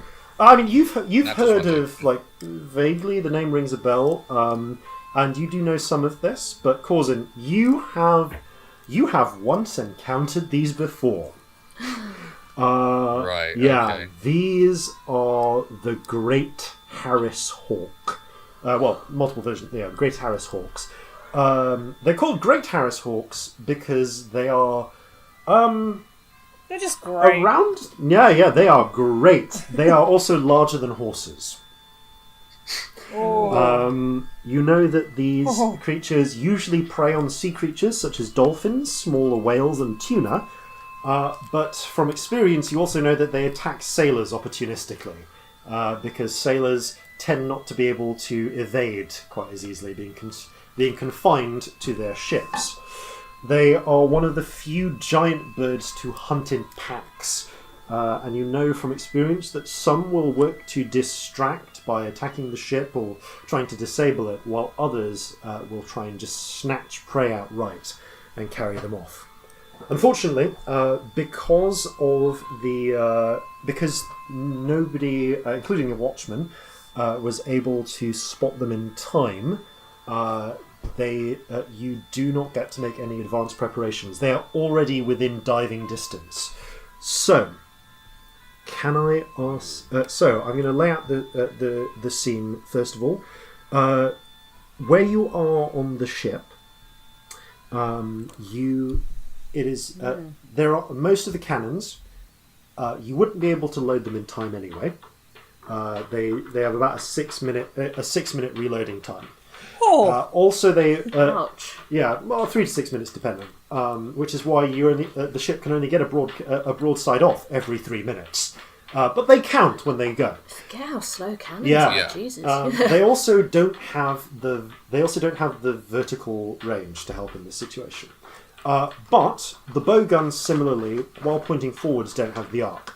There are, however, 2 swivel guns, which, because this is a world in which aerial attacks happen, either by beasts such as these, or frankly by air forces, as some nations do employ magical beasts to perform aerial attacks. There are a couple of swivel guns that have enough arc to fire. They can't fire full 90 degrees like dead up, but they can get a lot more. They have a lot more rotation. So, should you man a swivel gun, these fire either they fire up to a 1 pound shots. Either a slug, which can fire 150 feet or 600 feet with disadvantage, or a 60-foot cone of grape shot. However, even with a mate assisting, they take a full round to reload. So what you'd essentially be doing is getting a shot off on one round, doing something else the next round while using your bonus action to assist someone reloading the gun. And then the round after that, you'd be able to fire with the swivel gun again. Dumb question. Yes. What do you mean by grape shot? Like grape shot is literally, instead of a single small 1 pound iron ball, you put in about 20 much smaller iron balls. More like ball bearings sort of thing. And it fires like a shotgun. Oh, like peppers sort Yeah, of thing. pepper That's shots. cool. Oh. Yeah. Yeah. Imagine And how a big's cannon, the but- cone? The cone is 60 feet. 60 feet. Which is like good, but not, compared to the slug, which does 150 feet or 600 with disadvantage. It depends what you're shooting. It depends what whether you're that's shooting at. good. The slug would be better for taking down an enemy ship. The grape shot is better for clearing decks. So that's functionally the only immediately available cannon you can access. However, as this is happening, those of you who do not possess firearms, you can see that some are being run up by members of the crew who are desperately handing out the muskets that the crew have. So several of the crew are now quickly getting their muskets, getting ready to fire. There are 20 of the giant hawks Jesus. descending. You will not be engaging all of them yourself during this, but there will certainly be enough to keep you busy. So, with that in mind, I'm going to ask each of you to roll initiative. I'm going to roll initiative for the crew. So much combat in this particular episode. I know. Oh, that's Not good. bad, actually. Okay. That's a 20 unnatural. 19. 15 from Celestia. Okay. Look at us doing well on initiative. I know, right? We've been doing really, really well in combat and kind of mixed elsewhere. Okay. Our damage has been good so far, but that could easily change now. So Scamp was 19. Corzin was natural 20. What? No, it was Unnatural 20. unnatural. What did you 20, get? but, 15. 15. Okay. What is your dexterity modifier, Corzin? My dex modifier is 4. Awesome. Then you have advantage on that. I just wanted to know about where exactly the order comes. That's fine. Okay, so Corzin, you just managed to go ahead of the hawks. You are first, and you can see that about 20 of them are now. A question: how sunny is it?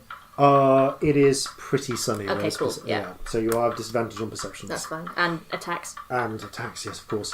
We've not yet been able to find you someone with smoked glasses. No. Might be something to inquire about in the next town. Also, Yeah. a cartographer. Okay, so the hawks are descending fast. Can I ask? Yes, Corzin, what do you do? All right, is there a swivel gun within Yes, traversable distance of me? and you are and I'm going to say, just for convenience, by the time that they've managed to get one round loaded into it. I'm going to give you the choice: grape or slug. Great. Okay. So this is grape shot. I will still make you do an attack roll to see how many you can get in the cone of fire. All right, so they're within range enough. That I can I'm get going to one off say immediately. not right now, but you can essentially hold the action to wait until some come, because they are mostly descending. That's what I would have Yeah. done. I figured that. Yeah, I've faced these before. It's a case you've got to get them as they're diving Yeah. and knock them out of the sky that way. Okay, Right. Okay. So rolling. go for it. That's a 12 on the dice, but what do I add? So that's Anything. I'm going to say you are proficient in this. So Dex plus proficiency. Oh, okay. In which case, that's. Oh, sorry, it was 11 on the dice. Okay. So that's 17. 17. Okay. All right. I'm going to say you get about. You manage to aim it so that four, almost 5 of them are within range of the grape shot as they come down. So they will do a quick dex save to try and reduce damage. But can I ask you to roll 3d6 percussive damage? 3d6. Nice. Okay.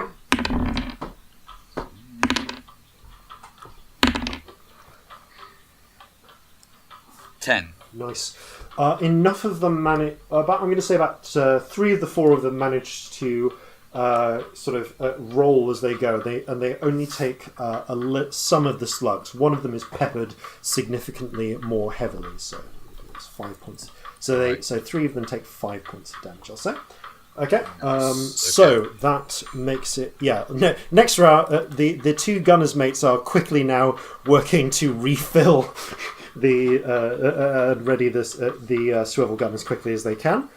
Right, yeah. I was just going to try and hide as best I can, because one of those things could literally pick me up and fly off. Okay, yeah, make a... So small. Oh, hiding isn't a bonus action for you. You're not... unless it's a range ability you have automatically. I don't think you... No, but what I will do then, I'll say for flavour, what I do is I fire the swivel gun, and then I just take cover behind it. I'll say you're taking some cover, so that gives you +2 to your armor class. Right. Okay. So it's giving you half cover. All right. This was a good choice because of what the hawks do next.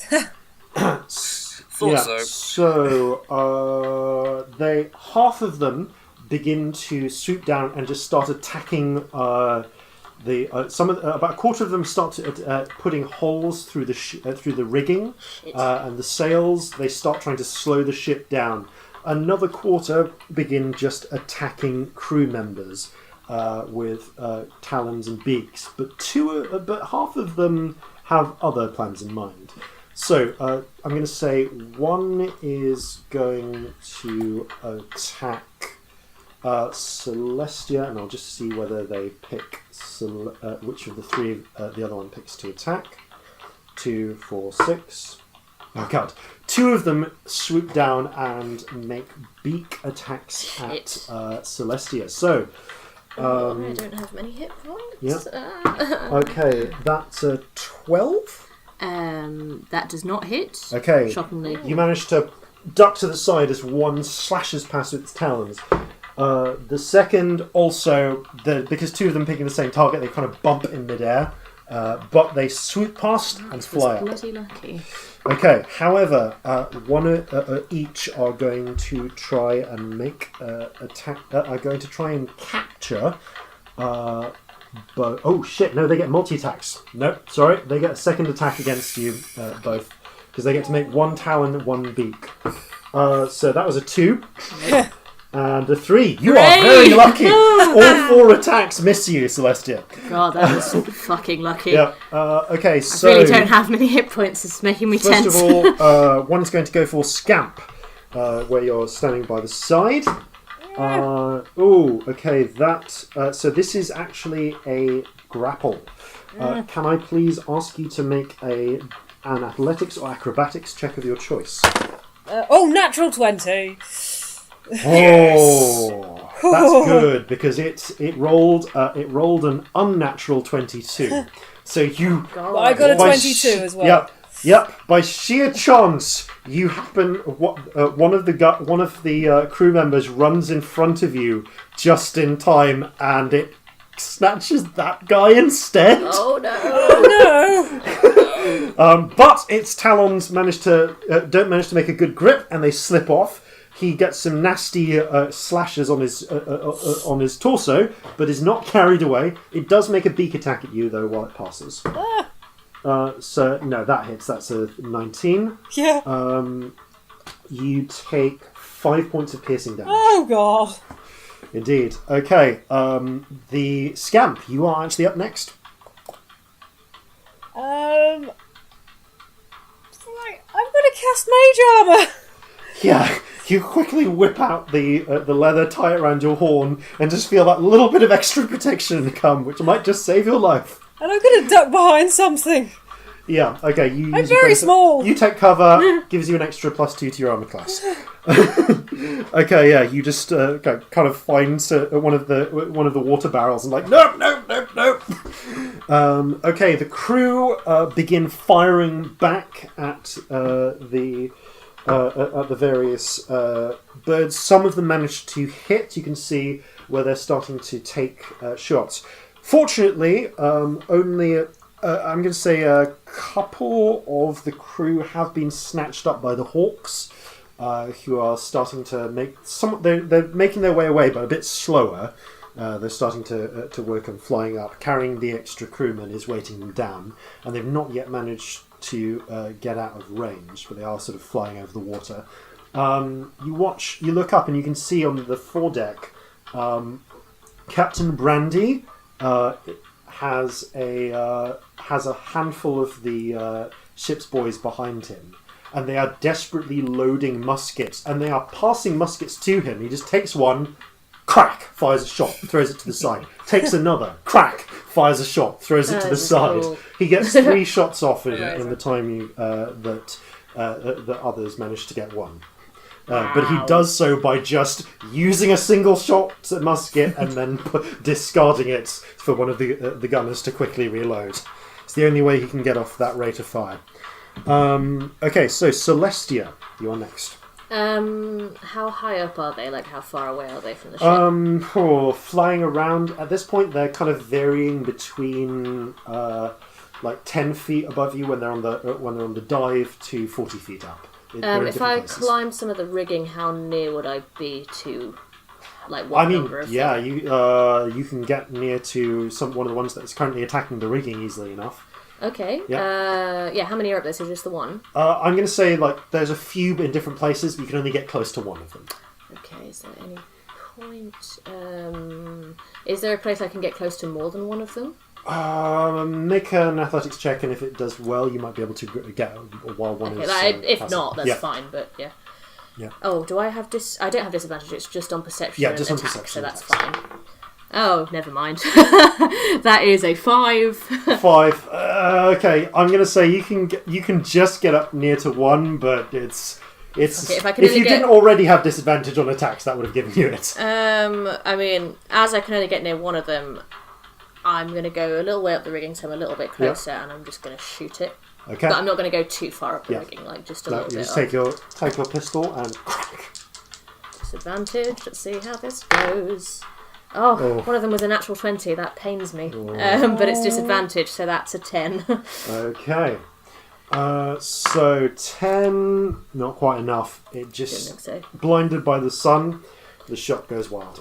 Okay, so I'm going to give the... Is the captain anywhere near me? Yeah. I'm going to give the captain inspiration. Okay. So I'm going to look at him and just do a couple of chords on my guitar and go, "Watch out for the man with the gun," and pointedly look at him. Okay. That's... Okay.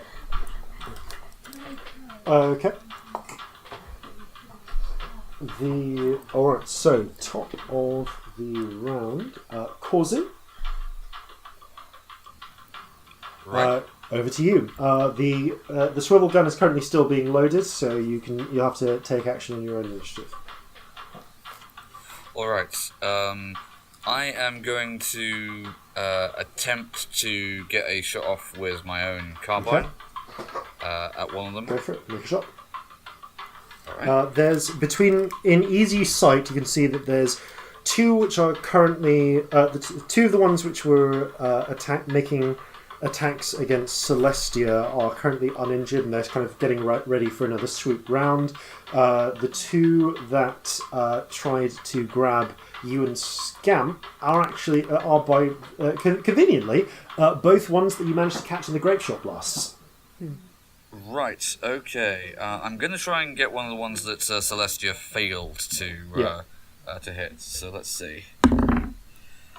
Oh, that's 17. Nice, that hits. Roll damage. Right.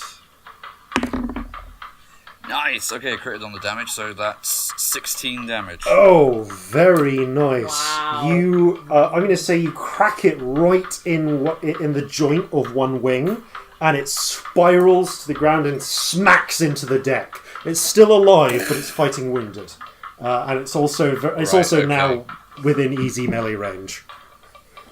Okay, right. I take the scimitars out. Excellent. And ready to... That one is not getting up next round. At least not in that sense. However, it is still in fighting shape, and it saw who shot it. So it's going to go for you as it sort of claws its way closer, just dragging itself with one of its wings, and it's going to make a beak attack and a talon attack against you. Right. Nope, that was a 5. However, a 19 I think does hit. 19 and does it's hit me. the talons, unfortunately. So that you take 9 points of slashing damage Oh, mate. as it rakes its claws across you. He's still up. Good. Yep. The Just. the other flying one that's still doing attacking is going to try and pick a target. It picks Scamp again. Okay, so snatch attack. So this is again athletics or acrobatics. Okay. 17. Natural 20. Bollocks. Yeah, it grabs hold of you in its claws and starts to take off with you over the water. It's travelling at half speed, but it has a prize now. Looking over, you can see that now about Actually, including you, about 5 members of the crew have been snatched up by these hawks. And once they've got crew members, they're not bothering to keep fighting. Those ones are now just starting to fly out over the water, trying to slowly rise up and get some distance. It's about to learn why that's a really bad idea. You're about you're about 20 feet away from the probably about 15 feet away from the edge of the ship. Right now, Scamp. But you are also in the air and held by a hawk. So, what would you like to do? Wait, no, sorry. There's before you do. There's still more hawks. There's still more hawks. There's one more hawk. He's going to try and capture Corzin as a tasty treat. Can I have an acrobatics or athletics check from Corzin, please? Athletics would be the better one. I don't know what to do about people being captured. Okay, that's a 22. Okay, so it's also 22. Was that? Yeah. Yeah, that was Okay. 22. Yeah, no, you easily managed to evade the snatch attack. It does make a beak at you with a 21 to hit as it passes. Oh, hit. Yeah, no, you take another 9 points of piercing damage.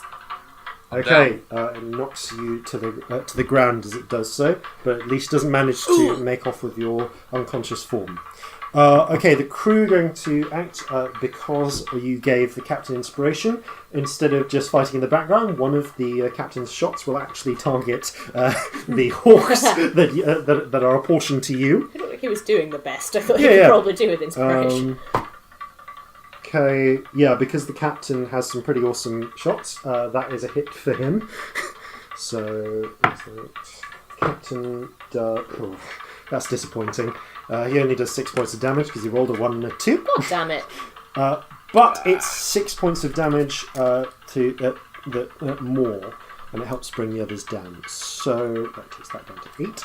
Okay, Celestia. Hey, what about Scamp? Sorry, Scamp. My bad. So I'm grappled. What does that give me? Disadvantage or anything? So grappling just means you don't have any speed.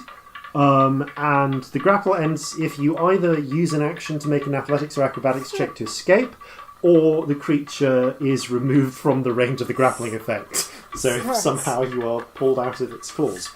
I'm not going to beat its athletics, realistically, so I'm going to shocking grasp it. Oh, nice! Yes. Go no! So that's a 17 to hit? That hits. Roll damage. Where's my d8's gone? No, it's only 3 damage. Okay, no, unfortunately, but it that can't does take reactions now. Yeah, that's nice. Okay, yeah, you shock it and you just hear it go "Ah!" as you manage to just send a blast up through one of its legs. The feathers begin to smoke and char where you shocked Nice. it. This bird is now flagging. It's almost as badly injured because it's also the one that the captain shot as the one that is currently on the ground. Celestia. Okay,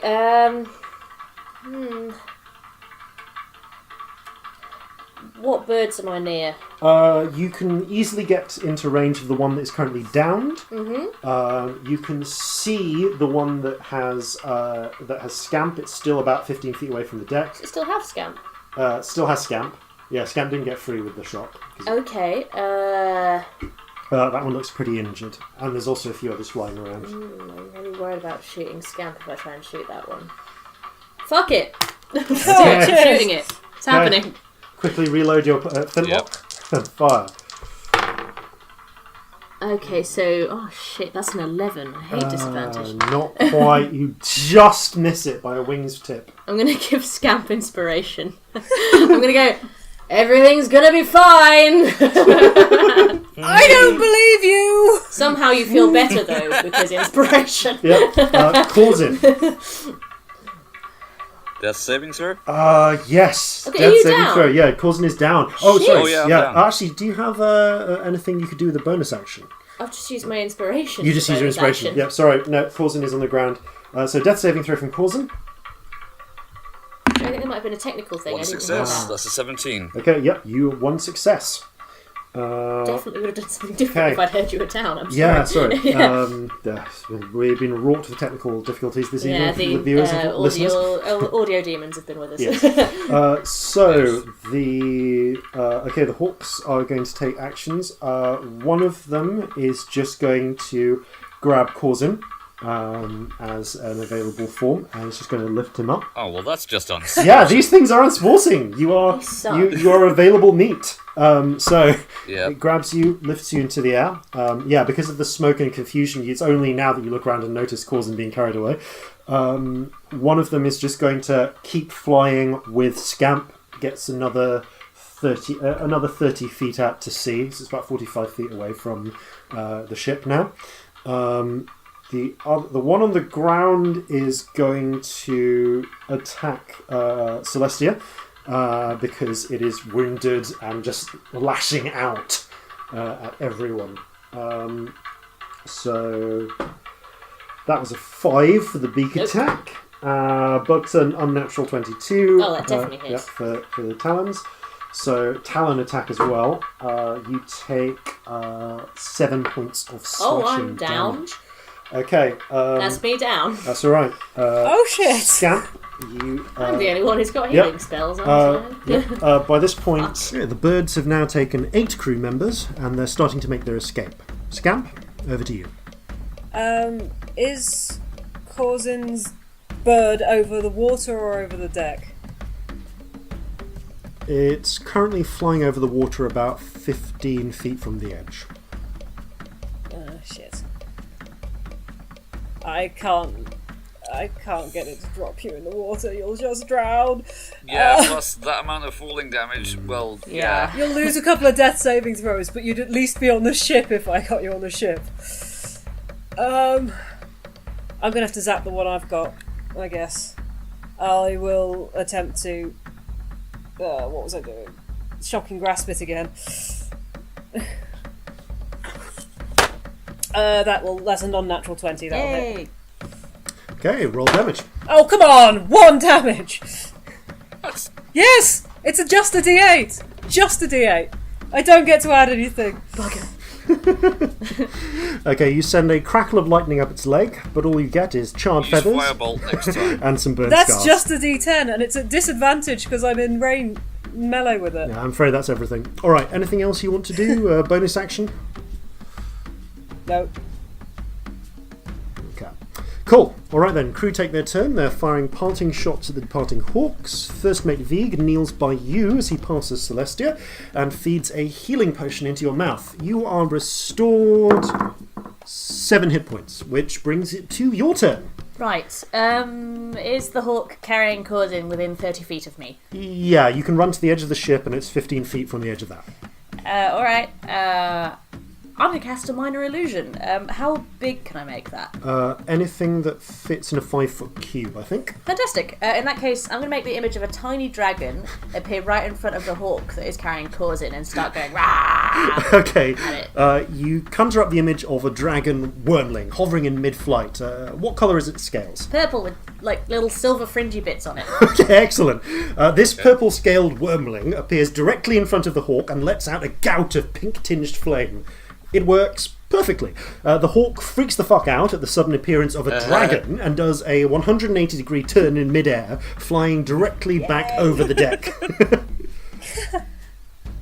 Okay, so technical problems meant that I didn't actually hear Corzin go unconscious earlier. I've gathered that from the game, but I would have dealt with it sooner, so I'm now going to deal with that. I'm going to get out my xylophone. I'm going to play a quick little tune on it, finishing with a flourish, and with that I'm going to cast Healing Word on Corzin. Oh, thank you. That's, okay, how much is it? A 1d4. Okay, that's a 3, plus Charisma Nice. because Bard is 7. Excellent. I am now 100% more conscious. Yay! And with that sudden return to the waking world, it is the start of the round. Corzin, you come awake in the talons of a giant hawk. How high over the deck does it look like I am? I'm kind of just jerking to like, what? Oh, shit. Okay, you're about 5 feet. The bird is backing right away from this dragon that's just appeared. Hey! Oh, goody. Right. I'm grappled, right? Yep. So that just means I have disadvantage to hit rather than I'm just No, it just means that you can't move. Right. No other effect. In which case, then, I am going to try and just unsheath both of my scimitars into this thing's underflank. Go for it. Roll attack. Right. That's a natural 20 and a 17. Yeah, both of those hit. Roll damage. Right. Okay, so that's double 4 is 8 and 4. That's 12 for the first one. And 9 for the second one. Nice. Roll an acrobatics check. Okay. 10.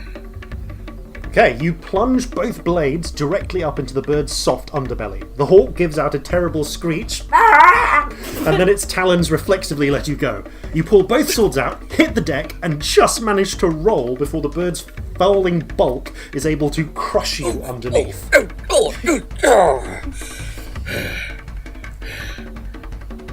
Okay, the hawks are taking their turn, and they are pretty much all planning on leaving. By this point, they've got 6 seamen left in their quite literal clutches, and are taking too much damage to risk sticking around. They're off and are working on putting distance between them and the ship.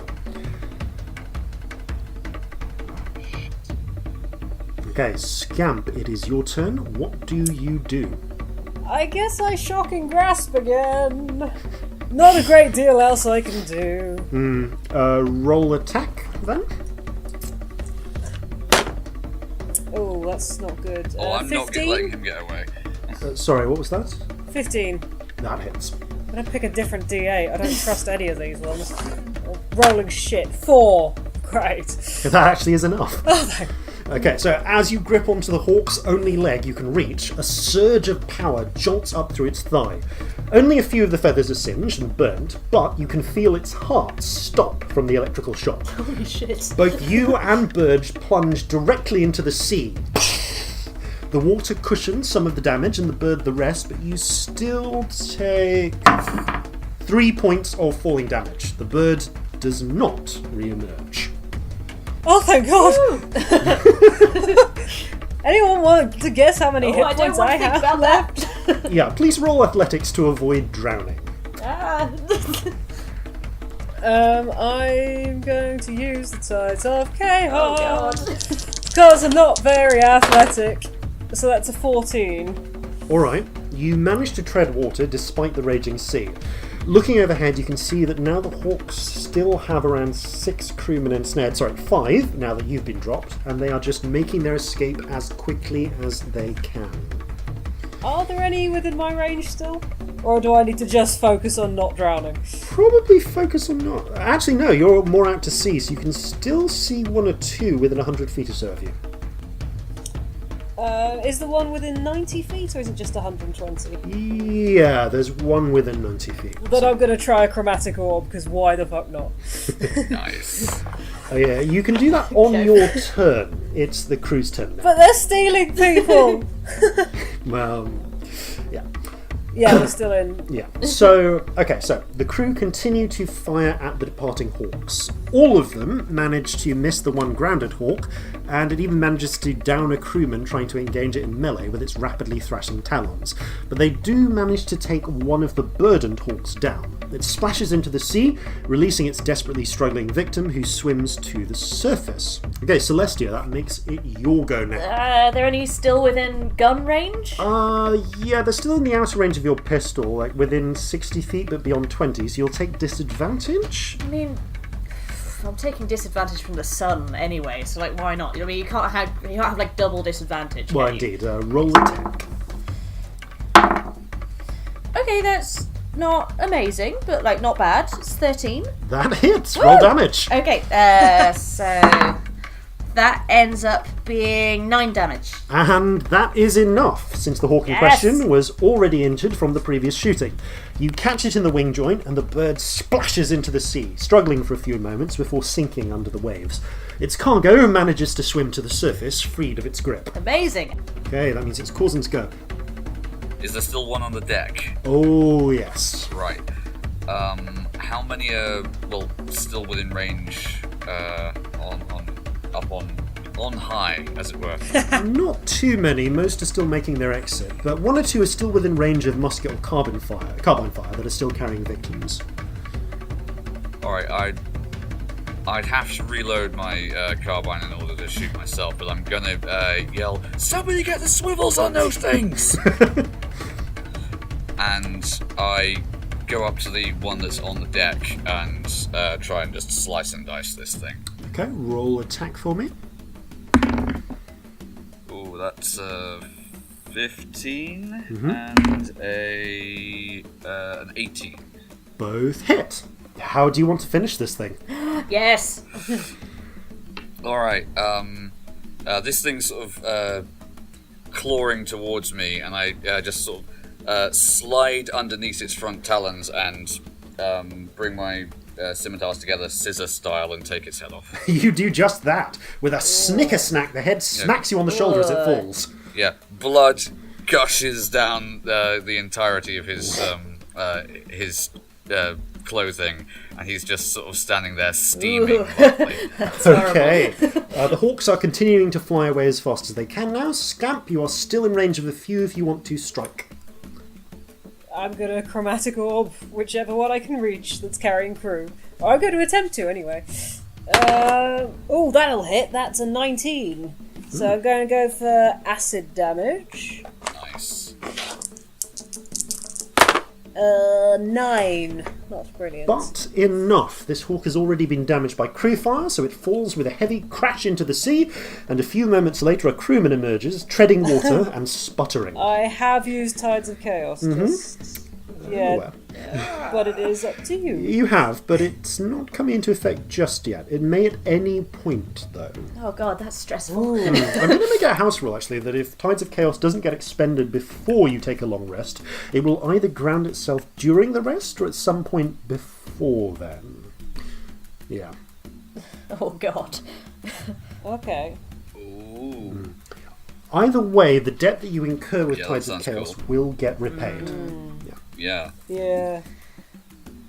Because right now, I could be so dead. God, yeah, you could just explode in the middle of the sea and drown.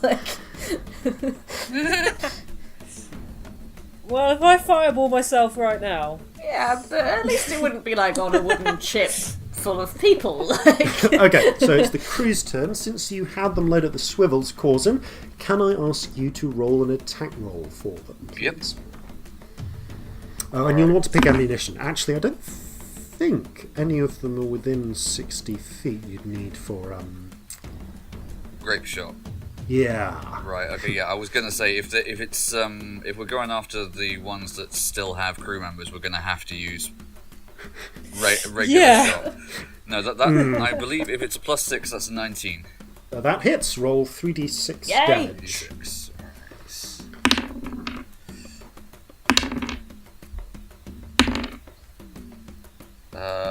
12.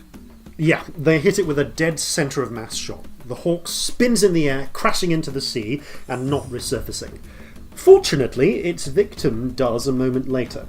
There are now only 3 seamen-carrying hawks left.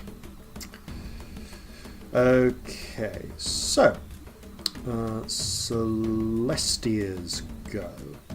The hawks are now out of pistol range, but there is a currently free swivel gun. Okay, bugger it. I'm going to fire the little cannon at one of the fleeing hawks. What do I roll? I don't know how to do this. Add your dexterity, but not your proficiency, I don't think. Oh, I'm definitely not proficient in this. Yeah, Celestia's just having a go. Only Corzin and Scamp are actually proficient in the use of the swivel guns. Don't forget your disadvantage for sunlight. Okay, what the hell? I run over, I take hold of the gun, and I put my leg up on the railing, almost above it, and I flick my hair out of my face stylishly, and I fire it. Okay, that's a 15. That's okay. Roll 3d6 percussive damage. Okay, so that would be a 14. Oh yeah, this thing is toast. You like knock a leg off. I take my offer cloud and just go. Yeah. The hawk is essentially blown into multiple parts. Its remains fall into the sea with its victim, although they don't immediately resurface. In fact, another seaman has to dive in after them and brings the half-dead seaman back up to the surface with them, barely alive and struggling to breathe. Okay, top of the round, it is Corzin's go. They're busy reloading the swivels, but there's still a couple just within carbine range. Oh, okay. I've had enough time to reload. Brilliant. Oh, I think that's going to hit. That's a 24. Yes, it does. Roll damage. That's 13 damage. Yeah, that does it. Another hawk falls from your shot, its crewman saved, but with that, the hawks have now managed to gain enough ground to escape. I'm a bit close. I'm a lot closer to them though. Do I not have? Because I'm about 70 feet out. Okay, Yeah. fair point. You get one last shot. Oh, let's see if this. So I'll give it a firebolt. 'Cause that's all I've got left. Oh, that's not going to hit. That's an 11. And I'm afraid it doesn't. The last of the hawks escape, still carrying away one struggling crewman doomed to his fate. Also, roll winds of magic for me. No! Oh, I I hate could this. drown so easily here. Oh no, 17. Okay. I think I know what this one is. Yeah, here we go. Suddenly, a massive beard grows out of your chin. It is composed entirely of bright pink feathers. What? It's quite fetching. Amazing. Well, at least it'll be How easy long to does that find. last? You don't know. Forever, I hope. And with that, there is a ragged cheer from the deck now that the hawks have gone. Boats are lowered and then men row out to collect those survivors in the water. As you are brought, shivering, up to the side of the ship, Scamp, you sneeze, and all of the feathers suddenly explode outward from your face. Amazing. Oh, I was hoping it would last. Well, you never know, it could happen again. But hey, at least you survived nearly drowning and being eaten by giant hawks. With a single hit point. Shit. Wow. Just one. Okay. There is an air of relief aboard ship, though not without its casualties. One crew member has been swept away to a horrible fate, being devoured by giant hawks, and three more received mortal wounds or were killed outright, with the last few healing potions being administered to save those who can be. Captain Brandy, who has himself taken a nasty slash across one shoulder, walks about the crew, slapping men and women on the back and reassuring them before turning to speak to the bosun. No, I'm sorry, Captain. We've got spare fabric and wood for repairs to the masts and sails, but then we'll be running on spares. Not to mention we're out of healing potions. I'd feel a lot better if we docked and brought on new supplies, not to mention replacements for the men we lost. You're right then. Listen up then, lads. You fought well and bravely, and showed those birds not to mess with the regret. So much so we'll be having a couple of days shore leave. It's a day's sail to Pader's March, and the bosun needs to take on new supplies there anyway. So you'll be able to stretch your land legs a little. In the meantime, take a cup and we'll drink. To those who didn't make it, and to those who did. Soon enough, you see the cook rolling up one of the rum barrels up onto deck, while the ship's boys are scrambling with cups to supply the crew their extra rum rations. Corzin, you find yourself unable to enjoy the celebration as you soon enough have your hands full with the still wounded crewmen who didn't have healing potions, doing what you can to save life and limb. Celestia spends the whole evening singing funeral songs for the lost sailors. She sort of runs the entertainment for the evening in a very somber tone. Scamp spends the whole evening super guilty about that final crew member that they didn't get. No. Well, night approaches, with the morning's promise of a new dock on the Isle of Pader's March. And with that, we bring this week's episode to a close. Thank you all for playing, and thank you all for listening. And join us next week for more Flintlocks and Fireballs. Bye. Thank you for listening to Flintlocks and Fireballs. Remember to like, rate, subscribe and share so we can spread this madness as far as it will go. Farewell from all of us here at Flintlocks and Fireballs, fair seas and natural 20s. Feral creatures on the loose, we'll need our wits to slip the noose. The sea is rough, our bodies tossed, at least we've not been carried off. So gather your muskets, gather your spears, we'll plunder the shores of Calcinea. No kraken, storm or spell we fear, so come and sail with us, my dear.